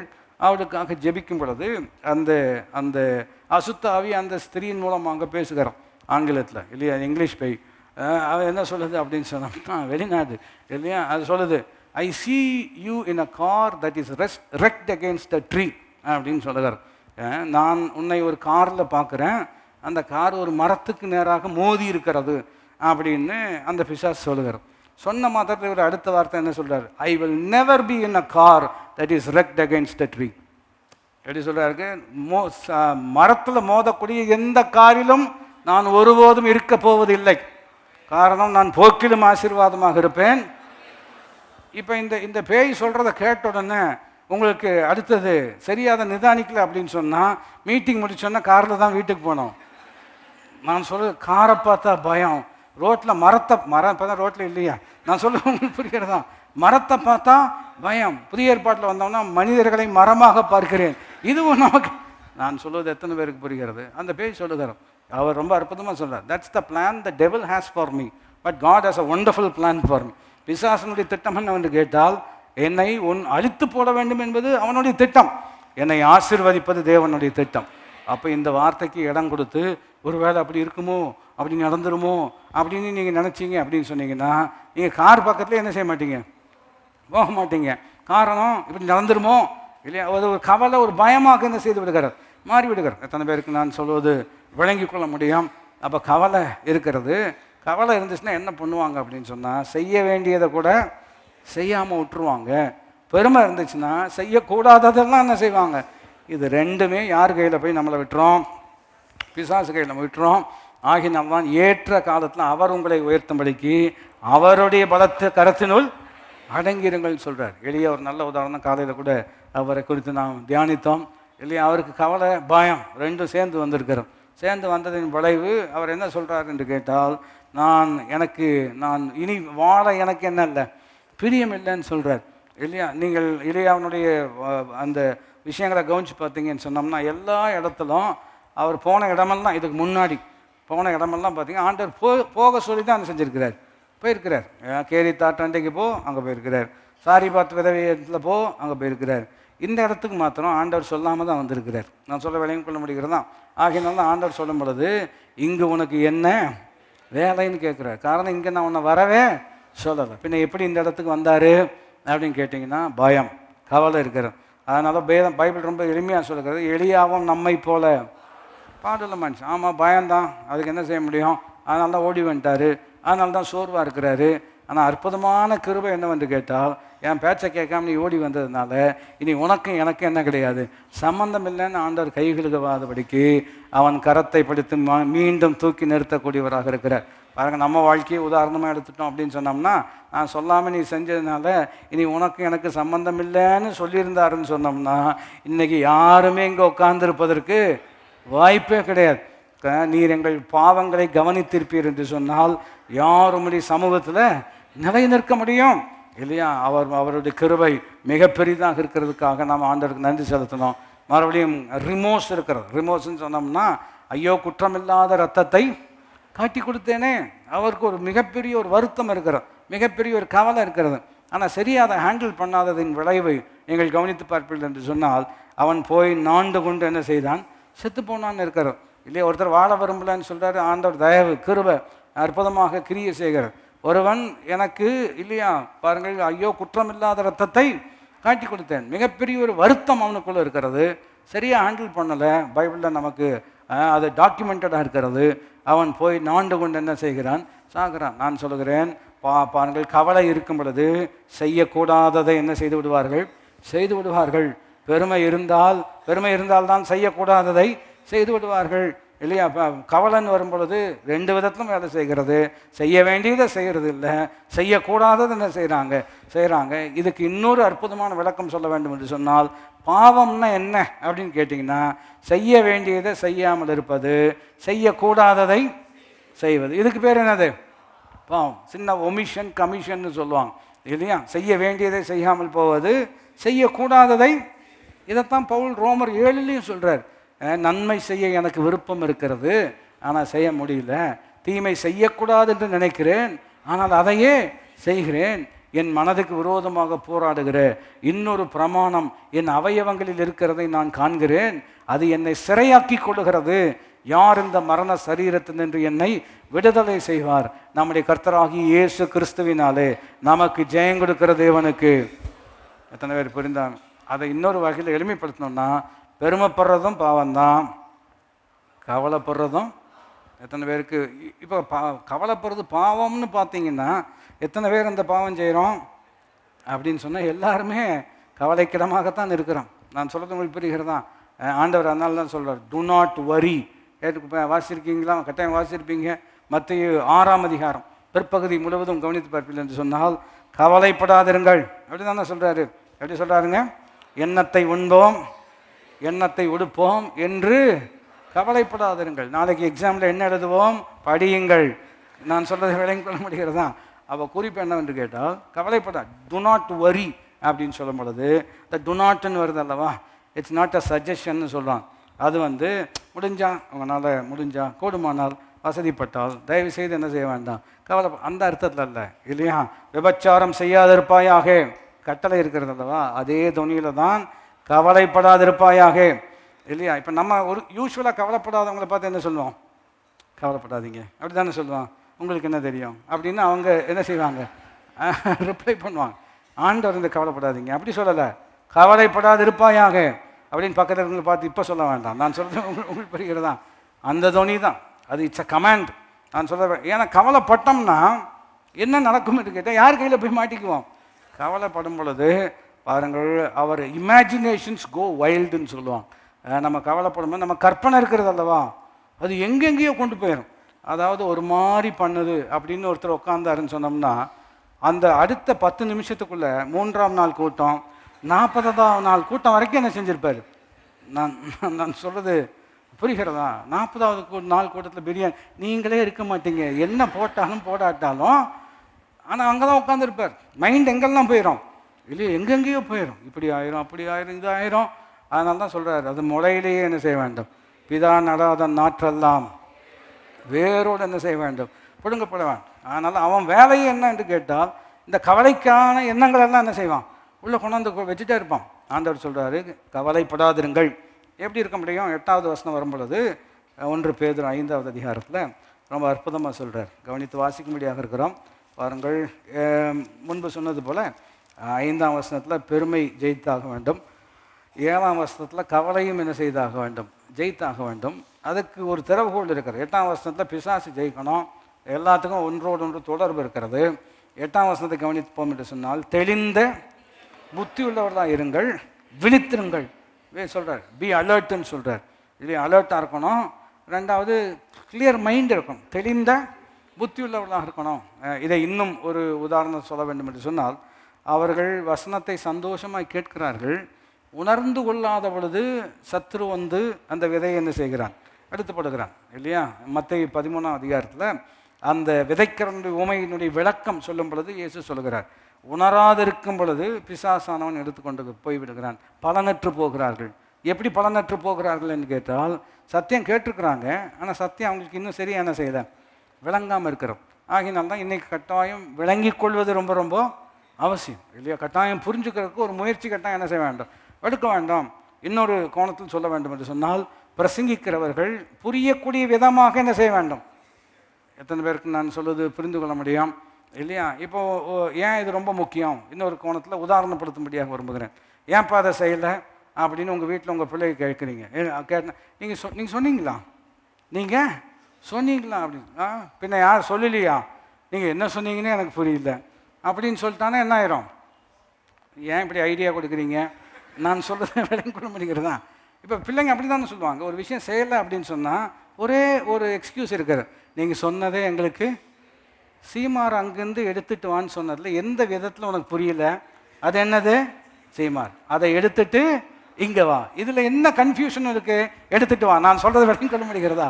அப்போ குறிப்பு என்ன சொல்ல வரோம், சொல்கிறது தெளிவாக சொல்லலை அப்படின்னா அதுவே நமக்கு என்னவா இருக்கிறது? இப்போ பிசாசு எப்போ வருகிறான் என்று கேட்டால், ஒருத்தனுக்கு சத்தியம் கேட்குறாங்க ஆனால் அவங்களுக்கு இன்னும் என்ன செய்யலை, புரியல. அதனால தான் நம்ம ஆண்டவர் எல்லாருக்கும் புரிகிற மாதிரி பேசுகிறார். எத்தனை பேர் புரிந்தாமேன்னு சொல்ல முடியும்? புரிகிற மாதிரி பல கோணங்கள் இது ரொம்ப சிறப்பு. அதனால தான் எல்லா லாங்குவேஜ்லேயும் பைபிள் இருக்கிறோம் இல்லையா? இப்போ நான் ஜோம் பண்ணால் உங்களுக்கு புரியும், நான் சொல்கிறது உங்களுக்கு விளங்கி கொள்ள முடிகிறதா? ஆண்டவர் அப்படி தான் சிறப்பாக வச்சுருக்கிறார். எந்த ஊருக்கு நீங்கள் போனாலும், எந்த ஊரில் எந்த மொழி பேசினாலும் கர்த்தர் அந்த ஊருக்காரங்களுக்கு அவங்களுக்கு நல்ல தெளிவாக புரிகிற மாதிரி சிறப்பாக பேசுகிறார். அப்படிப்பட்ட தேவன் தான் நம்முடைய தேவன். எத்தனை பேர் அதை குறித்து சந்தோஷப்படுறீங்க? ஆண்டவர் நம்மகிட்ட தமிழில் ஒரு காலத்தில் லாட்டினில் பைபிள் வச்சுட்டு அவங்க வேறு யாரையும் வாசிக்க விடுறதில்ல, வேறு யாரையும் வாசிக்க விடுறது. கேட்டால் அது ரொம்ப பரிசுத்தமான புஸ்தகம், நீங்களாம் வாசிக்கிறவங்களுக்கு என்ன கிடையாது, அருகதையே கிடையாது. அப்படிப்பட்ட ஒரு நிலை ஒரு காலத்தில் இருந்தது. அப்போ என்ன பிரச்சனை அப்படின்னு சொன்னோம்னா, அவங்க என்ன வாசிக்கிறாங்கன்னு நமக்கு என்ன செய்யாது, புரியாது. அவங்க என்ன விளக்கம் சொன்னாலும், சாமி என்ன சொன்னாலும் வேறு வழியே கிடையாது. சாமி வீட்டை கொடுன்னு சொல்கிறாரு, நான் சொல்ல விலையும் கொள்ள முடியுதா? பைபிள் வாசித்ததுக்கு அப்புறம் தான் தெரியுது வீட்டை கொடுன்னு சொல்லலை, உனக்கு வீடு கட்டுவேன்னு சொன்னார். நான் சொல்வது எத்தனை பேருக்கு புரிகிறது? எதுக்கு இதெல்லாம் சொல்லிட்டு இருக்கிறோம்? தெளிந்த புத்தி உள்ளவர்களாக இருங்கள் என்று சொன்னால், கிளாரிட்டி இல்லை அப்படின்னு சொன்னால் you will lose your confidence. ஒரு குழப்பம், ஒரு விஷயத்தில் குழப்பம் வந்துடுச்சின்னு சொன்னாலே நமக்கு இருக்கிற கொஞ்சம் தைரியமும் போய்விடும். அதனால தான் ஆண்டவர் கிளாரிட்டி கொண்டு வர்றார். நம்முடைய தேவன் குழப்பத்துக்கு தேவனாகிறாமல் சமாதானத்துக்கு எப்படி இருக்கிறார், தேவனாக இருக்கிறார். இந்த விழிப்பு இருக்கிறது அல்லவா, பீயிங் அலர்ட்னு சொல்கிறது.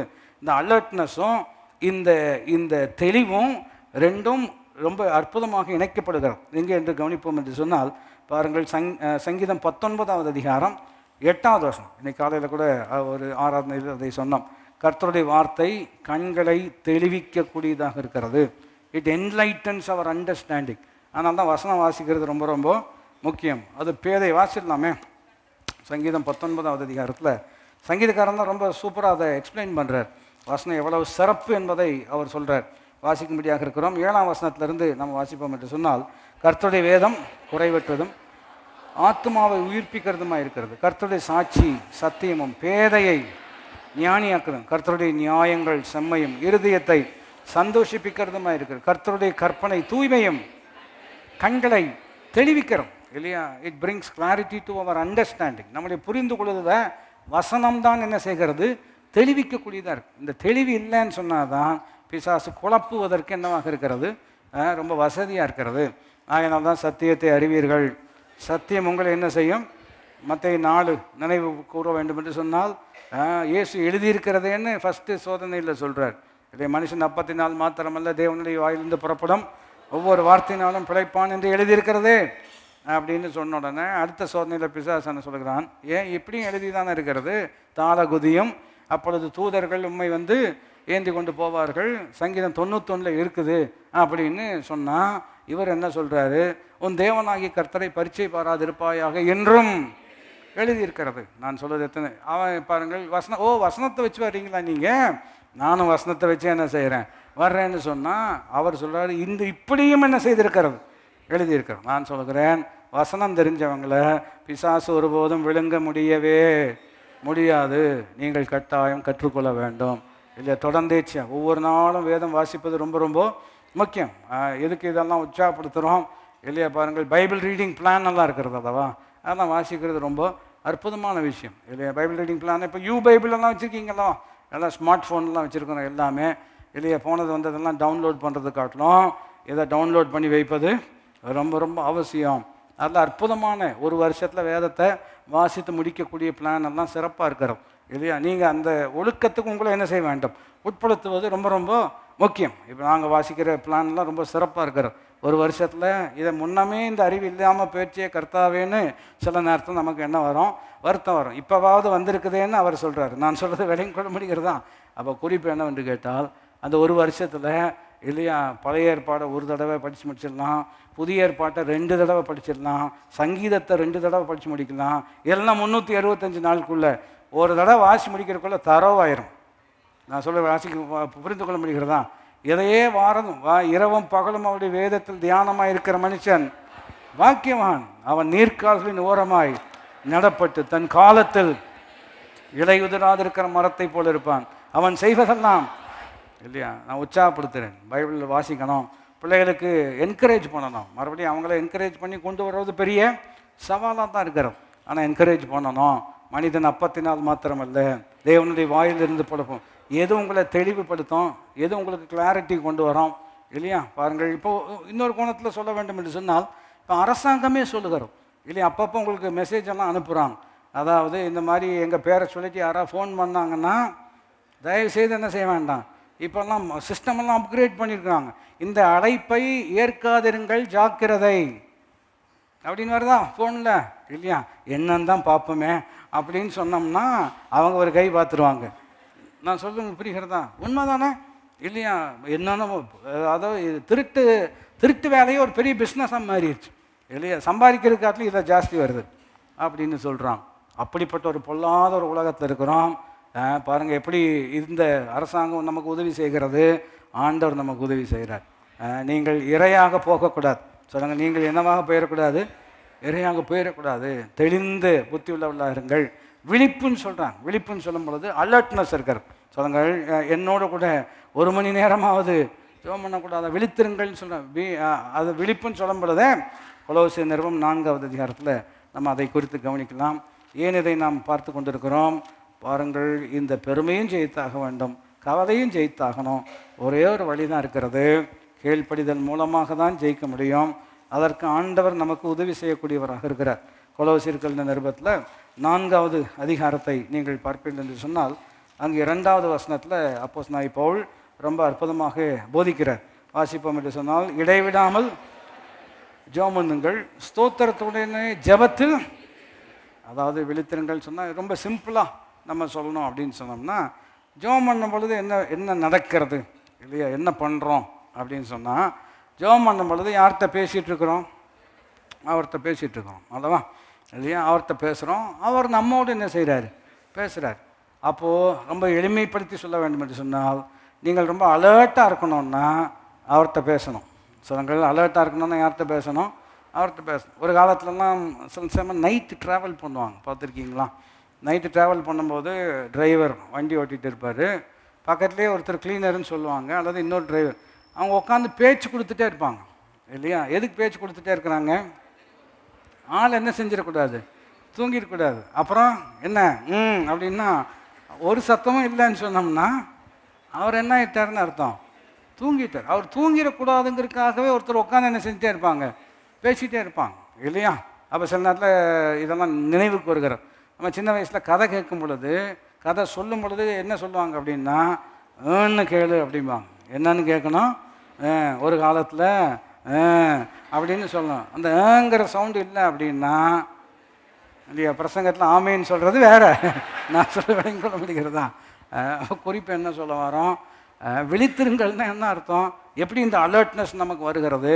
சிம்பிளான முறை, அவர்கிட்ட பேசி கொண்டு இருக்கக்கூடிய நபராக இருப்பீர்கள் என்று சொன்னால் நீங்கள் அலர்ட்டாக தான் இருப்பீங்க. ஏன்னா எனக்கு தெரியாது, யாருக்கு தெரியும்? அவர்கிட்ட பேசும் பொழுது அவரே சொல்லுவார், இந்த விஷயத்தில் கொஞ்சம் எப்படி இருக்கணும், கவனமாக இருக்கணும், இந்த விஷயத்தில் கொஞ்சம் தெளிவாக இருக்கணும். இந்த அவர் வராரு, பிரைஸ் லார்டோடு நிறுத்திக்கோ, அதுக்கு மேலே அவர்கிட்ட ஒன்றுமே என்ன செய்யாத. பரவாயில்ல, நிறைய பேர் சொல்கிறத பார்த்தோம்னா நான் சொல்கிறது உங்களுக்கு விளங்கி கொள்ள முடிகிறதா? உள்ளத்தில் பேசுகிறாரா இல்லையா? கட்டாயம் பேசுகிறார் இல்லையா? அதான் அந்த அலர்ட்னஸ் நமக்குள்ளே வரக்கூடியதாக இருக்கிறது. அவர் உள்ளத்தில் பேசுகிறாரு. அப்போ வார்த்தை இருக்கிறது, விண்ணப்பம் இருக்கிறது, விழிப்பு இருக்கிறது. எல்லாரும் இணைந்து சொல்ல முடியாது இருக்கிறோம். வார்த்தை இருக்கிறது, விண்ணப்பம் இருக்கிறது, விழிப்பு. இது இருந்தால் தான் பெருமையும் ஜெயிக்க முடியும், பிற்பாடு கவலையும் என்ன செய்ய முடியும், ஜெயிக்க முடியும். இவனையும் இந்த பிசாசையும் என்ன செய்ய முடியும், ஜெயிக்க முடியும். 2 தீமோத்தேயு 1:7 எல்லாருக்கும் தெரியும். தேவன் நமக்கு பயமுள்ள ஆவியை கொடாமல் பலமும் அன்பும் தெளிந்த புத்தி உள்ள ஆவியை கொடுத்துருக்கிறார். பாருங்கள், இப்போது 1 பேதுரு 5க்கு வந்துடுவோம். அதில் எப்படி ஜெயிக்கணும், கீழ்ப்படுதலுக்கான ஒரு முக்கிய செயல் அங்கு சொல்லப்படுகிறோம். கவனித்து பார்ப்போம் என்று சொன்னால், அவர் உங்களை விசாரிக்கிறவரானபடினால் உங்கள் கவலைகளை எல்லாம் அவர் மேல் வைத்து விடுங்கள் என்ன சொல்றார்? அவர் உங்களை விசாரிக்கிறவரானபடினால் உங்கள் கவலைகளை அவர் மேல் வைத்து விடுங்கள். அந்த வைக்கிறதுங்கிறது யார் செய்யக்கூடிய வேலை? நான் செய்யக்கூடிய வேலை இல்லையா? அவர் இடத்துல கவலை வச்சிடணும்னு சொல்றார். ஆங்கிலத்தில் சொல்ல வேண்டும் என்று சொன்னால் இல்லையா, லெட் இட் கோன்னு சொல்றார். அதை அவர் கையில் விட்டுருங்கன்னு சொல்றார். அல்லது give it to him and let him handle it. அவர் அதை கையாளுவதற்கு நீங்கள் என்ன செய்ய வேண்டும்? விட்டு கொடுக்கணும்னு சொல்றார் இல்லையா? இப்போ நமக்கு இருக்கக்கூடிய ஒரு பிரச்சனை என்னவென்று கேட்டால், அதை இன்னும் இவ்விதம் சொல்லும்படியாக விரும்புகிறேன். ஹோல்டிங் ஆன் இஸ் அன்பிலீஃப்னு சொல்லலாம். அதாவது அவர் கையில் விடாமல் நீங்களாக அதை செய்ய முற்படும் பொழுது அது அவர் மேல் வைத்திருக்கிற அவநம்பிக்கையை என்ன செய்யக்கூடியதாக இருக்கிறது? வெளிப்படுத்தக்கூடியதாக இருக்கிறது இல்லையா? இப்போ அவர் சொல்கிறாரு, கவலைப்படாத, அதை ஏன்கிட்ட கொடுத்துரு, நான் என்ன செஞ்சுக்கிறேன், பார்த்துக்கிறேன்னு சொல்கிறார். அவர்கிட்ட கொடுக்கறதுல நமக்கு என்ன கஷ்டம்? நான் சொல்கிற கேட்குற கேள்வி புரிகிறது. அவர் கொடுக்கறதுல என்ன கஷ்டம்? ஆனாலும் அவர்கிட்ட கொடுக்கலையே, எப்படி கொடுக்கலன்னு நமக்கு தெரியும். அதை இன்னும் அதை வச்சுட்டே தானே நம்ம பேசிகிட்டே தானே இருக்கிறோம், அதை வச்சுட்டே உழப்பிட்டே தானே இருக்கிறோம். நான் சொல்வது எத்தனை பேருக்கு புரிகிறது? அப்போ அவர்கிட்ட ஏன் கொடுக்க மாட்டேங்கிறோம்? ஒரு வகையில் ஒரு நிதானம் எப்படி இருக்குது என்று கேட்டால், நமக்கு தெரியாமலே நமக்குள்ள ஒரு எண்ணம் இருக்கிறது. என்னவென்று கேட்டால், he may not handle it இந்த வே ஐ வில் ஹேண்டில் இட். எப்படி இருக்குதுன்னு கேட்டால், அவர் கையில் கொடுத்தோம்னா நான் விரும்புகிற விதமாக அவர் செய்யாமல் போனால் இல்லையா? இப்போ ஒரு உதாரணம் இல்லையா, ஒரு தம்பதிகள், திருமணமாகாத தம்பதிகள்னு வச்சுக்கோமே உதாரணத்துக்கு. இப்போ அவங்க ஒருவர் மேலே ஒருவர் ரொம்ப வெறுப்பாக இருக்குது, கல்யாணம் பண்ணணும் ஒரு விருப்பம் இருக்குது, தேவ சித்தமாக இல்லையான்னு தெரியல, அதனால் அதை நினச்சி ரொம்ப வருத்தமாக இருக்கிறது. ஆண்டவர் சொல்கிறார், என் கையில் விட்டுரு, நான் பார்த்துக்கிறேன் அப்படின்னு சொல்கிறாரு.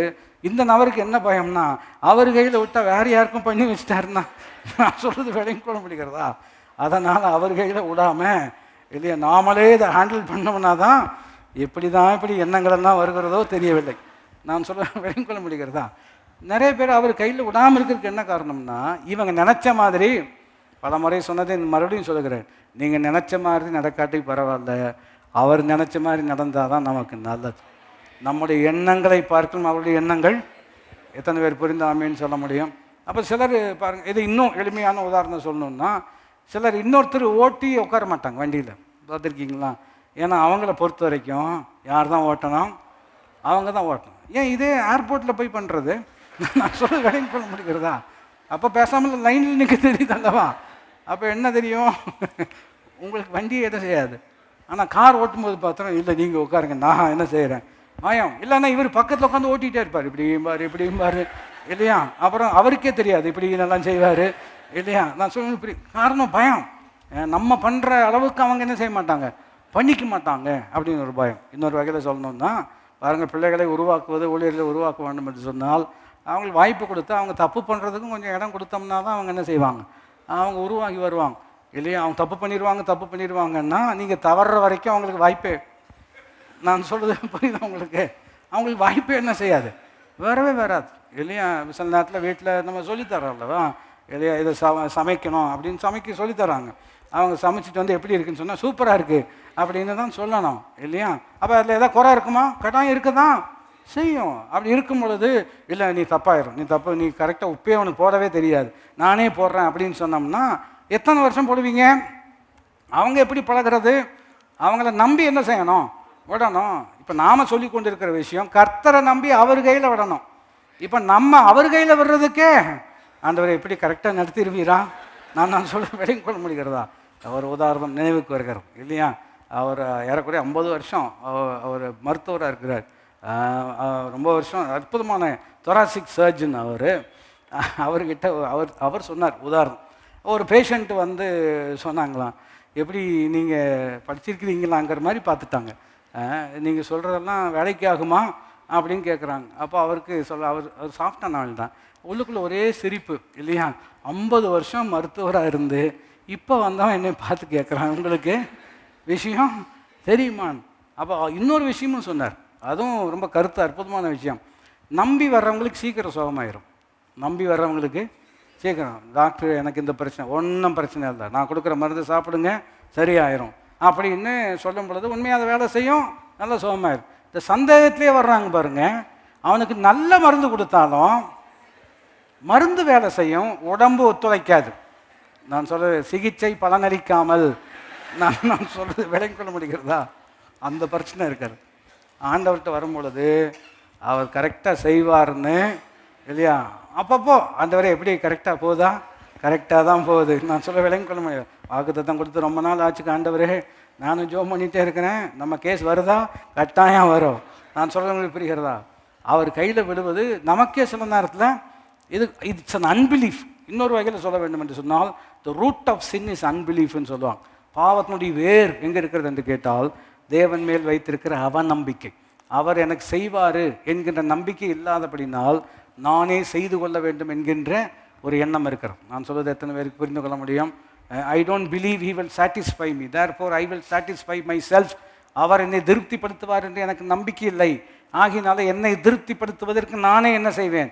முயற்சி எடுப்பேன். பைபிள் சொல்லும், சுய புத்தியின் மேல் சாயாதே, உன்னை ஞானி என்று என்ன செய்யாது, உன் வழியை கர்த்தருக்கு ஒப்புவித்து அவர் மேல் நம்பிக்கையாயிரு, அவரே காரியங்களை.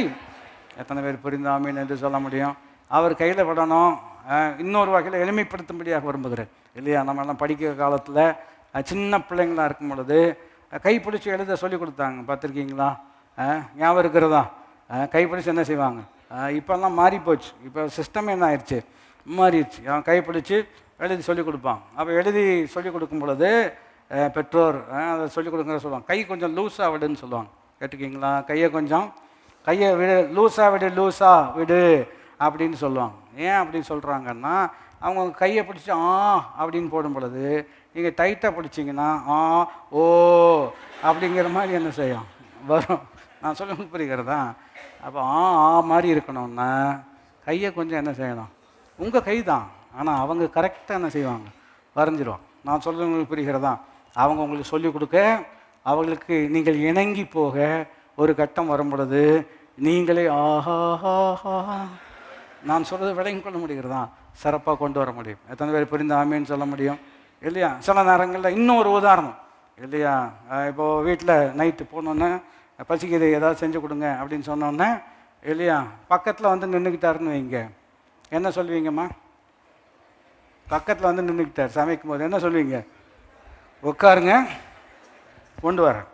ஏன்னா பக்கத்தில் உட்காந்துட்டு நின்னாருன்னா என்ன பண்ணுவாருன்னா, ஸ்டவ் இப்படி தான் ஹையில் வைக்கணுமா அப்படி கேட்டால் கூட பரவாயில்ல, இதுதான் ஸ்டவ்வா அப்படின்னு சொன்னோம்னா நான் சொல்ல விளங்கிக்கணும். இப்படி தான் ஊற்றுவியோ, எதுக்கு இவ்வளோ எண்ணெய் போடுறேன்? பேசாமல் அங்கே போய் என்ன செய்யணும், உட்காரு. உங்களுக்கு என்ன வேணும்? தோசை தான் வேணும், நான் என்ன செய்வேன், கொண்டு வருவேன். அப்படி ஆண்டவர் சில நேரத்தில், ஆண்டவர் பேசாமல் அங்கே உட்காரணும், நான் சொன்ன கட்டாயம் என்ன செய்வேன்.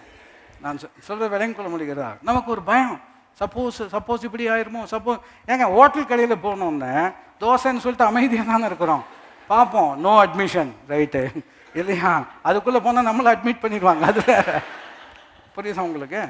பேசாமல் உட்காந்துட்டே இருப்போம். அந்த நம்ம சர்வர் முகத்தை மாத்திரம் கரெக்டாக பார்த்து வச்சுட்டு அப்படியே வாசலில் பார்க்கறது. அவர் முகம் பார்த்தோன்னா சிரிப்பாக இருக்குது, வந்துட்டார் அப்படியே கொண்டே பக்கத்து ரோலில் வச்சுருவார். இப்படி தான் சில நேரத்தில் வாழ்க்கையில் நடக்குது. அவர் கையில் ஒப்பு கொடுத்ததை அன்னால் மட்டும் காத்துக்கொள்வார், நிச்சயித்திருக்கிறேன். இந்த தெளிவு, இந்த கான்ஃபிடென்ஸ் எப்போ வரும் அப்படின்னு சொன்னீங்கன்னா, அவரோடு இருக்கக்கூடிய உறவுனால தான் இதை என்ன செய்கிறது வர. இப்போ நம்ம சந்தேகம் வருது, சோறு வருகிறது, ஆண்டவர் வந்து நம்மளை அற்பமாக என்றது கிடையாது. ஒவ்வொரு முறை ஆபிரகாம் சோர்ந்து போகும் பொழுது ஒவ்வொரு முறையும் கர்த்தர் தேற்றுகிறார், ஒவ்வொரு முறையும் தைரியப்படுத்துகிறார், ஒவ்வொரு முறையும் அவருக்கு என்ன செய்கிறார், அவர் உதவி செய்கிறார். நான் உனக்கு சொல்லவில்லையா, யோசுவாட்ட சொல்கிறார், நான் உனக்கு சொல்லவில்லையா அப்படின்னு என்ன அர்த்தம்? ஏற்கனவே சொல்லியிருக்கேன் அல்லவா, பரவாயில்ல, இன்னொரு தடவையும் என்ன செய்கிறேன், நான் உனக்கு சொல்லவில்லையா, பலம் கொண்டு திடமனதாயிரு, காரியத்தை நடப்பி நான் உன்னோடு என்ன செய்கிறேன், கூட இருக்கிறேன். எத்தனை பேர் புரிந்த ஆமீன் என்று சொல்ல முடியும்? கவனித்து பாருங்கள், வேதம் விதமாக நமக்கு போதிக்கிறது. அவருடைய கையில் ஒப்பு கொடுப்பது ரொம்ப ரொம்ப முக்கியம். Holding on to our own things, அவர் கையில் விட்டுக்கூடாமல் இருப்பது அவன் மேல் வைத்திருக்கிற அவநம்பிக்கையை வெளிப்படுத்தக்கூடியதாக இருக்கிறது. ஆண்டவரே, மனதார உங்களுடைய கையில் அதை விட்டு கொடுக்க எனக்கு நீர் என்ன கொடுக்க வேண்டும், எனக்கு கிருபை தர வேண்டும் இல்லையா? பாருங்கள், ஒரு சில வசனங்களை நாம் வாசித்து முடிக்கும்படியாக இருக்கிறோம். சங்கீதம் 55:2 இதே விஷயங்கள் இருக்கிறது. எப்படி என்று கேட்டால், அவர் உங்களை அதாவது நீதிமானை ஒருபோதும் தள்ளாட விட மாட்டார் இல்லையா? கர்த்தர் மேல் உங்கள் பாரத்தை வைத்து விடுங்கள், அவர் உங்களை ஆதரிப்பார். He will sustain youன்னு இருக்கிறோம் இல்லையா? அவர் விற்றக்கூட தேவன் அல்ல, அவர் உங்களை ஆதரிப்பார்.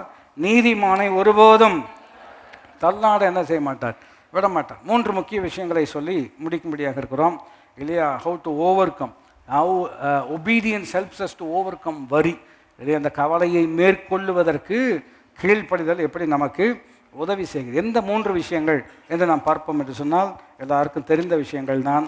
மத்தேயு சுவிசேஷம் 6வது அதிகாரத்தில் நம்ம கவனிக்க வேண்டிய முக்கியமான வார்த்தை, நாளைய தினத்தை குறித்து கவலைப்படாதிருங்கள் அப்படின்னு சொல்கிறார் அல்லவா? நாளைய தினத்தை குறித்து சிந்திக்காதிருங்கள்னு சொல்லவில்லை, நாளைய தினத்தை குறித்து. 2க்கும் வித்தியாசம் இருக்கிறது. டோன்ட் திங்க் அபவுட் டுமாரோன்னு சொல்லலை ஆண்டவர், திங்க் அபவுட் டுமாரோன்னு சொல்லலை, டோன்ட் வரி அபவுட் டுமாரோ. நாளையை குறித்து என்ன செய்ய வேண்டாம். அப்போ ஒருத்தர் சொல்கிறார், thinking about tomorrow is making me worry about tomorrow. நாளையை குறித்து சிந்திச்சாதான் எனக்கு கவலையே வருது. அப்படின்னா சிந்திக்க வேண்டிய விதமாக என்ன செய்ய வேண்டும், சிந்திக்கணும்னு சொல்கிறார். நாளைய தினத்தை குறித்து அப்படி கவலைப்படாமல் இருக்கணும்னா 33ஆம் வசனம் தான் திறவுகோள். 33க்கு மேலே உள்ள வசனங்களும் நமக்கு ரொம்ப ரொம்ப முக்கியம். எண்ணத்தை உண்போம், எண்ணத்தை உடுப்போம் என்று என்ன செய்ய வேண்டாம், கவலைப்பட வேண்டாம். இவைகளெல்லாம் உங்களுக்கு தேவை என்பதை பரமபிதா என்ன செய்திருக்கிறார், அறிந்திருக்கிறபடினால. 32லேருந்து வாசிப்போம். இவைகளெல்லாம் அஞ்ஞானிகள் நாடி தேடுகிறார்கள், இவைகளெல்லாம் உங்களுக்கு வேண்டியவைகள் என்று உங்கள் பரமபிதா என்ன செய்திருக்கிறார், அறிந்திருக்கிறார். அப்போ ஜெயிக்கணும்னா, கீழ்ப்படியணும்னா முதல் கோணம் எப்படி இருக்குது என்று கேட்டால், முதலாவது தேவனுடைய ராஜ்யத்தையும் அவருடைய நீதியும் தேடுங்கள், அப்பொழுது இவைகளெல்லாம் ஆகினால் நாளையை குறித்து. அப்போ முதல் வார்த்தை வந்து ப்ரையாரிட்டைஸ், அதாவது எதுக்கு முக்கியத்துவம் கொடுக்கணுமோ அதுக்கு தான் முக்கியத்துவம் கொடுக்கணும். அப்போ தான் இதை ஜெயிக்க முடியும். இந்த கவலை எப்படி ஜெயிக்க முடியும் என்று கேட்டால், எதுக்கு முக்கியத்துவம் கொடுக்கணுமோ அதுக்கு தான் முக்கியத்துவம். எதுக்கு முக்கியத்துவம் கொடுக்கணும், முதலாவது தேவனுடைய ராஜ்யத்தையும் அவருடைய நீதி. இதை எப்படி இன்னும் சிம்பிளிஃபைடாக எளிமைப்படுத்தி சொல்ல வேணும். எப்படி ராஜ்யத்தின் நீதி முதலாவது தேடணும்னா எப்படி அர்த்தம், சிலர் எப்படி அர்த்தம் சொல்கிறாங்க, அதை நம்ம குறையாகவும் சொல்ல முடியாது. ஃபஸ்ட்டு பைபிள் வச்சுக்கணும், ஃபஸ்ட்டு சர்ச்சுக்கு வரணும், ஃபஸ்ட்டு ஜெபம் பண்ணணும், எப்போவுமே இதெல்லாம் ஃபஸ்ட்டாக இருக்கணும். அதெல்லாம் ஒரு வகையில் சரிதான். இன்னொரு கோணத்தில் கவனிக்க வேண்டும் என்று சொன்னால், முதலாவது தேவனுடைய ராஜ்யம், முதலாவது தேவனுடைய நீதி என்று சொன்னால் அதனுடைய எளிமை கருத்து எப்படி என்று கேட்டால், முதலாவது அவர் என்ன பண்ணணுங்கிறத முக்கியப்படுத்துங்க. நீங்கள் என்ன பண்ணணுங்கிறத முக்கியப்படுத்தாமல் அவர் என்ன பண்ணணும்னு நினச்சிருக்கிறார முக்கியப்படுத்தினீங்கன்னா தான் இந்த கவலையை உங்களால் ஜெயிக்க முடியும். நான் சொல்ல விளையும் கொள்ள முடிகிறதா, ஐயோ நாளைக்கு நான் எதை பண்ணணும் அப்படின்னு ஒரு கவலை இருக்கிறது. இதை ஜெயிக்கணும் அப்படின்னு சொன்னால் நாளைக்கு என்ன பண்ணணும்னு அவர் திட்டம் வச்சிருக்கிறாருங்கிறத கவனிக்கணும். அவர் செய்ய நினைத்தது தடைப்படாது. அவர் உங்கள் வாழ்க்கையில் என்ன செய்கிறாரோ அதுதான் உங்களுக்கு நல்லது. உங்களை மையப்படுத்தி சிந்திப்பீர்கள் என்று சொன்னால் அது கட்டாயம் கவலை, பயம் இதை கொண்டு வரும்.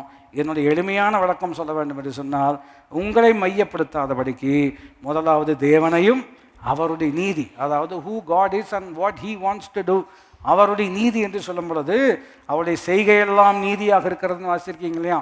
ஆல் இஸ் ஒர்க்ஸ் ஆர் அப்ரைட்னு இருக்கிறது. அவர் எல்லாவற்றையும் சரியாக செய்யக்கூடியவர்.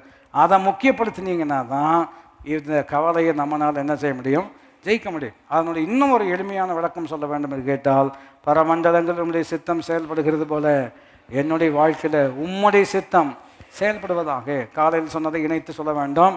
அவர் சித்தம் செயல்படுவதாக என்று சொன்னால், அவர் சித்தம் செய்வதற்கு எதுவெல்லாம் தேவைப்படுகிறதோ அதையெல்லாம் கர்த்தர் உங்களுக்கு தருவார். அதை குறித்து நீங்கள் கவலைப்பட வேண்டிய அவசியம். எத்தனை பேர் புரிந்து ஆமீன் என்று சொல்ல முடியும்? அவர் சித்தம் செய்வதே எனக்கு என்னவாக இருக்கிறது, சித்தம் செய்வதனால்தான் எனக்கு பலனம் என்ன செய்கிறது, வரக்கூடியதாக இருக்கிறது. அதை சரி பண்ணணும் என்று சொன்னால் நாளைய தினத்தை குறித்து என்ன செய்ய வேண்டாம், கவலைப்பட வேண்டாம். பிலிப்பியர் 4வது அதிகாரத்தில் 6ஆம் வசனத்தில் மறுபடியும் கவலை குறித்து தான் சொல்கிறாரு. ஜெயிப்பதற்கு ஒரு வழியும் சொல்லுகிறார். அதாவது நம்ம வாசித்தோம், ப்ரையாரிட்டைஸ் பண்ணணும் இல்லையா, முக்கியத்துவம் கொடுக்க வேண்டும். எதற்கு முக்கியத்துவம்? தேவனுக்கும் அவருடைய சித்தத்திற்கும் முக்கியத்துவம் கொடுத்தால்தான் இந்த கவலையை நாம் என்ன செய்ய முடியும், மேற்கொள்ள முடியும். பிலிப்பியர் 4வது அதிகாரம் எல்லாருக்கும் தெரிந்த வசனம். 6ஆம் வசனம் இவ்விதமாக பவுல் சொல்கிறார், நீங்கள் ஒன்றுக்கும் இல்லையா, இப்போ சொல்கிறார், நீங்கள் எதை குறித்தும் கவலைப்பட வேண்டாம். எப்படி கவலைப்படாமல் இருக்கிறது இல்லையா? இதை அப்போ இந்த பிரச்சனையை எப்படி டீல் பண்ண சொல்கிறீங்க? கவலைப்படாதீங்க நீங்கள் சொல்கிறீங்க அல்லவா, எப்படி டீல் பண்ண முடியும் அப்படின்னு ஒரு கேள்வி கேட்டிங்கன்னா அவரே சொல்கிறார். அடுத்த வார்த்தையை நீங்கள் வாசிப்பீர்கள் என்று சொன்னால் முதல்ல இருந்தே கவனிப்போமே, நீங்கள் ஒன்றுக்கும் எல்லாவற்றையும் குறித்து உங்கள் விண்ணப்பங்களை ஸ்தோத்திரத்தோடைய கூடிய ஜபத்தினாலும் வேண்டுதலினாலும் தேவனுக்கு, அதாவது பல முறை நாம் கற்றுக்கொண்ட விஷயங்கள் தான் மறுபடியும் நினைப்பூட்டும்படியாக விரும்புகிறேன்.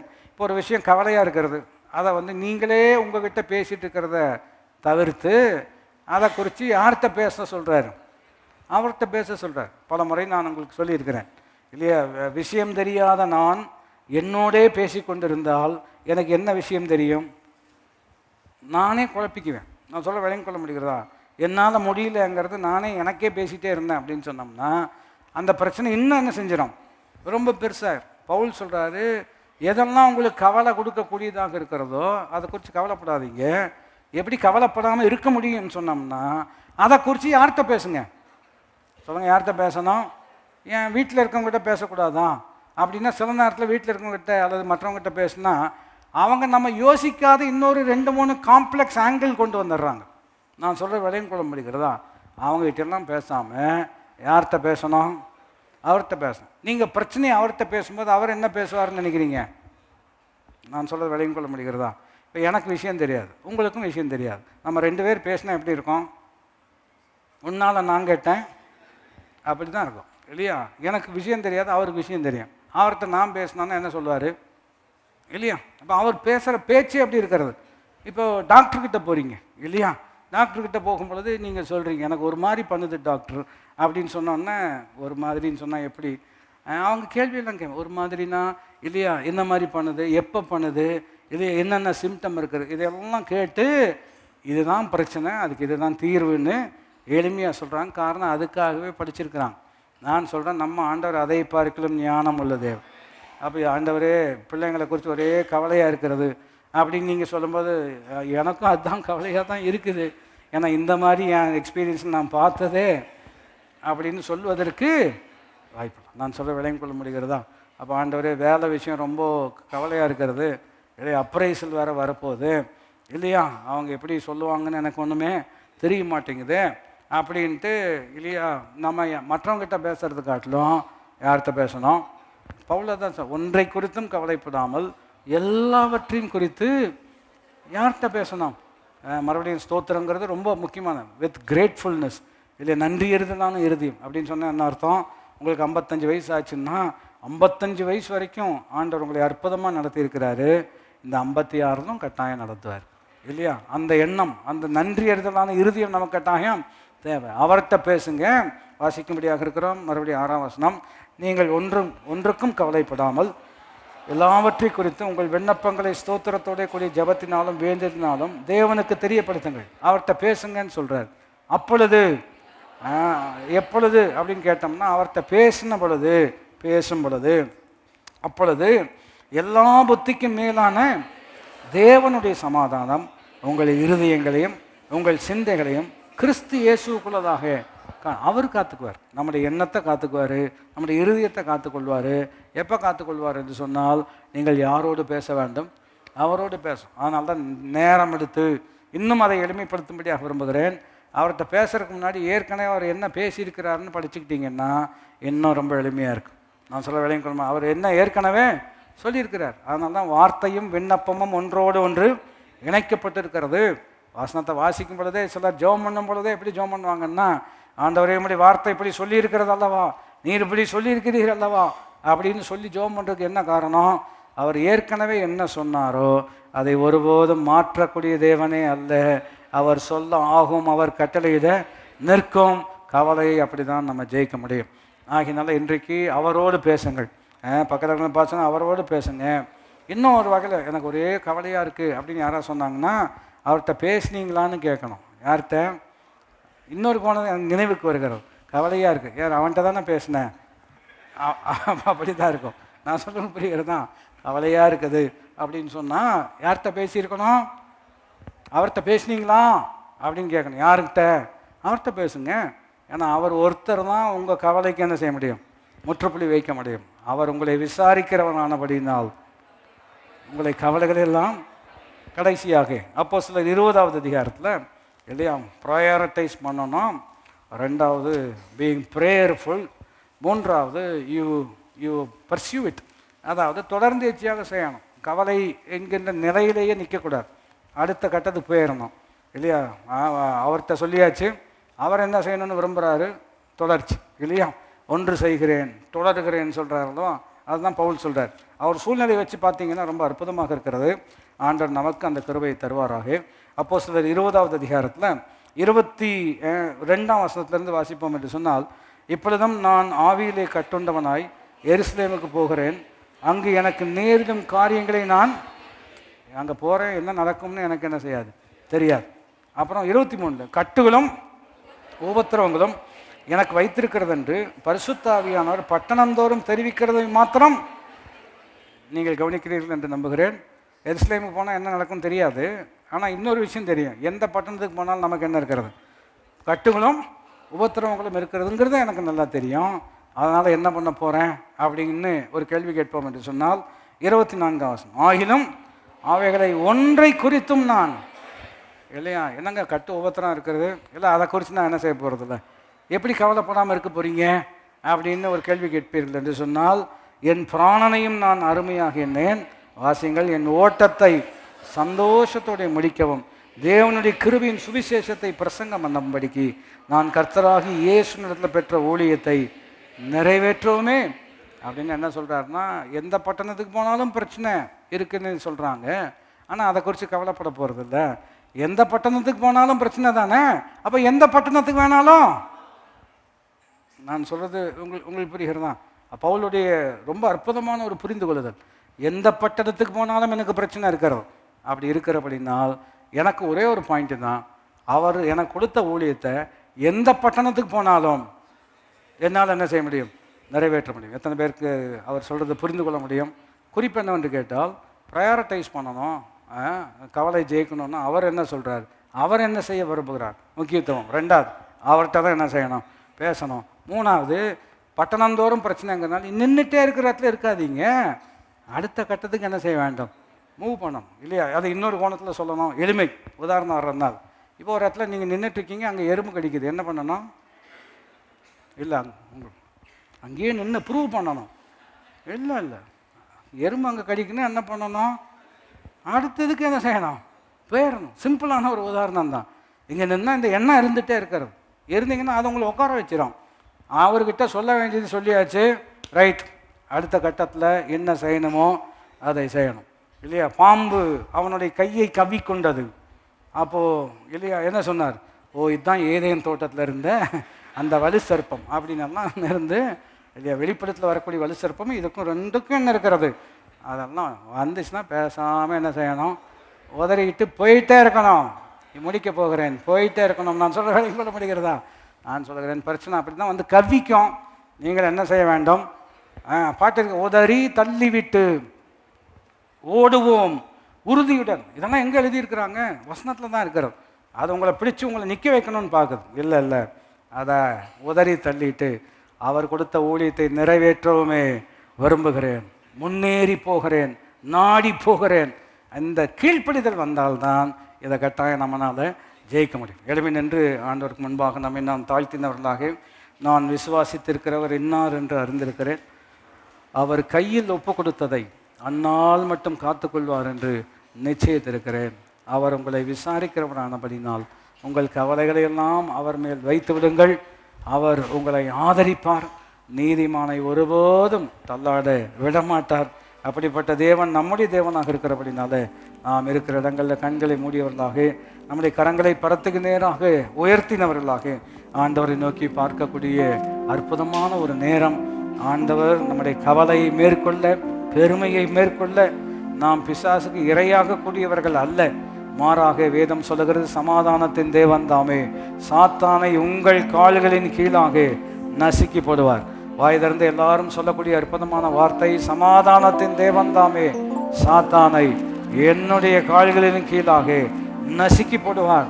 அப்படிப்பட்ட தேவனுக்கு நேராக கரங்களை உயர்த்தி தேவனை நோக்கி பார்ப்போம்.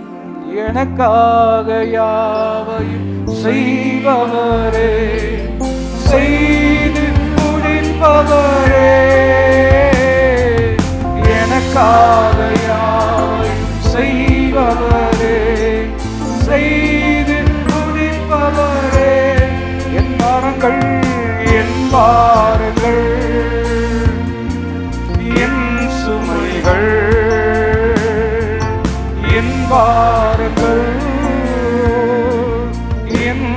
சுமைகள் உம் பாதத்தில் இறக்கி வைத்தே,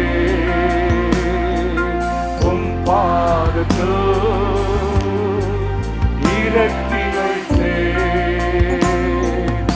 ஏசையா உம்மைத்தானே என் முன்னே நிறுத்தியுள்ளே. ஏசையா உம்மைத்தானே என் முன்னே நிறுத்தியுள்ளே. உம்மோடு இருப்பதுதான் எங்கள் உள்ளத்தின் வாஞ்சையா. ஐயா உம் சித்தம் செய்வதுதான் இதயத்தின் ஏக்கமையா. ஐயா உம் சித்தம் செய்வதுதான் இதயத்தின் ஏக்கமையா. பரமயத்தின் நல்ல ஆண்டவரே, உம்முடைய பாதம் நாங்கள் பணிகிறோம். பெருமையாக இருந்தாலும் கவலையாக இருந்தாலும் அவைகளை மேற்கொள்ளும்படியாக சத்தியத்துக்கு கீழ்ப்படியக்கூடிய அற்புதமான தெளிவையும் விழிப்பையும் நீர் எங்கள் கொடுத்திருப்பதற்காக நாங்கள் உமக்கு நன்றி செலுத்துகிறோம். கவலைப்படாதிருங்கள் என்று சொன்ன ஆண்டவர், கவலைப்படாமல் இருப்பதற்கு நீர் எங்களுக்கு பலன் கொடுப்பதற்காக நன்றி. ஆண்டவர், வரக்கூடிய நாட்களில் அற்புதமான வளர்ச்சியும் முதிர்ச்சியையும் எங்கள் வாழ்விலே நீர் அருளி உடைய சித்தத்தை சிறப்பாக செய்வதற்கு வேண்டிய எல்லா கிருபையும் நீர் கொடுத்து ஆசீர்வதிப்பதற்காக நன்றி. நேரம் எடுத்து உடைய ஆலயத்தையும் வார்த்தையும் கனப்படுத்தி வந்த உடைய மக்களை இந்த வாரம் கனப்படுத்துவீராக, ஆசீர்வதிப்பீராக. இயேசுவின் நாமத்தில் கேட்கிறோம் எங்களுடைய நல்ல பிதாவே. நம்முடைய கர்த்தராகிய இயேசு கிறிஸ்துவினுடைய கிருபையும் பிதாவாகிய தேவனுடைய அன்பும் பரிசுத்த ஆவியானவருடைய ஐக்கியம் நம் அனைவரோடு கூட என்றென்றைக்கும் இருப்பதாக. ஆமென். அல்லேலூயா. கர்த்தர் உங்களை ஆசீர்வதிப்பார்கள். God plus.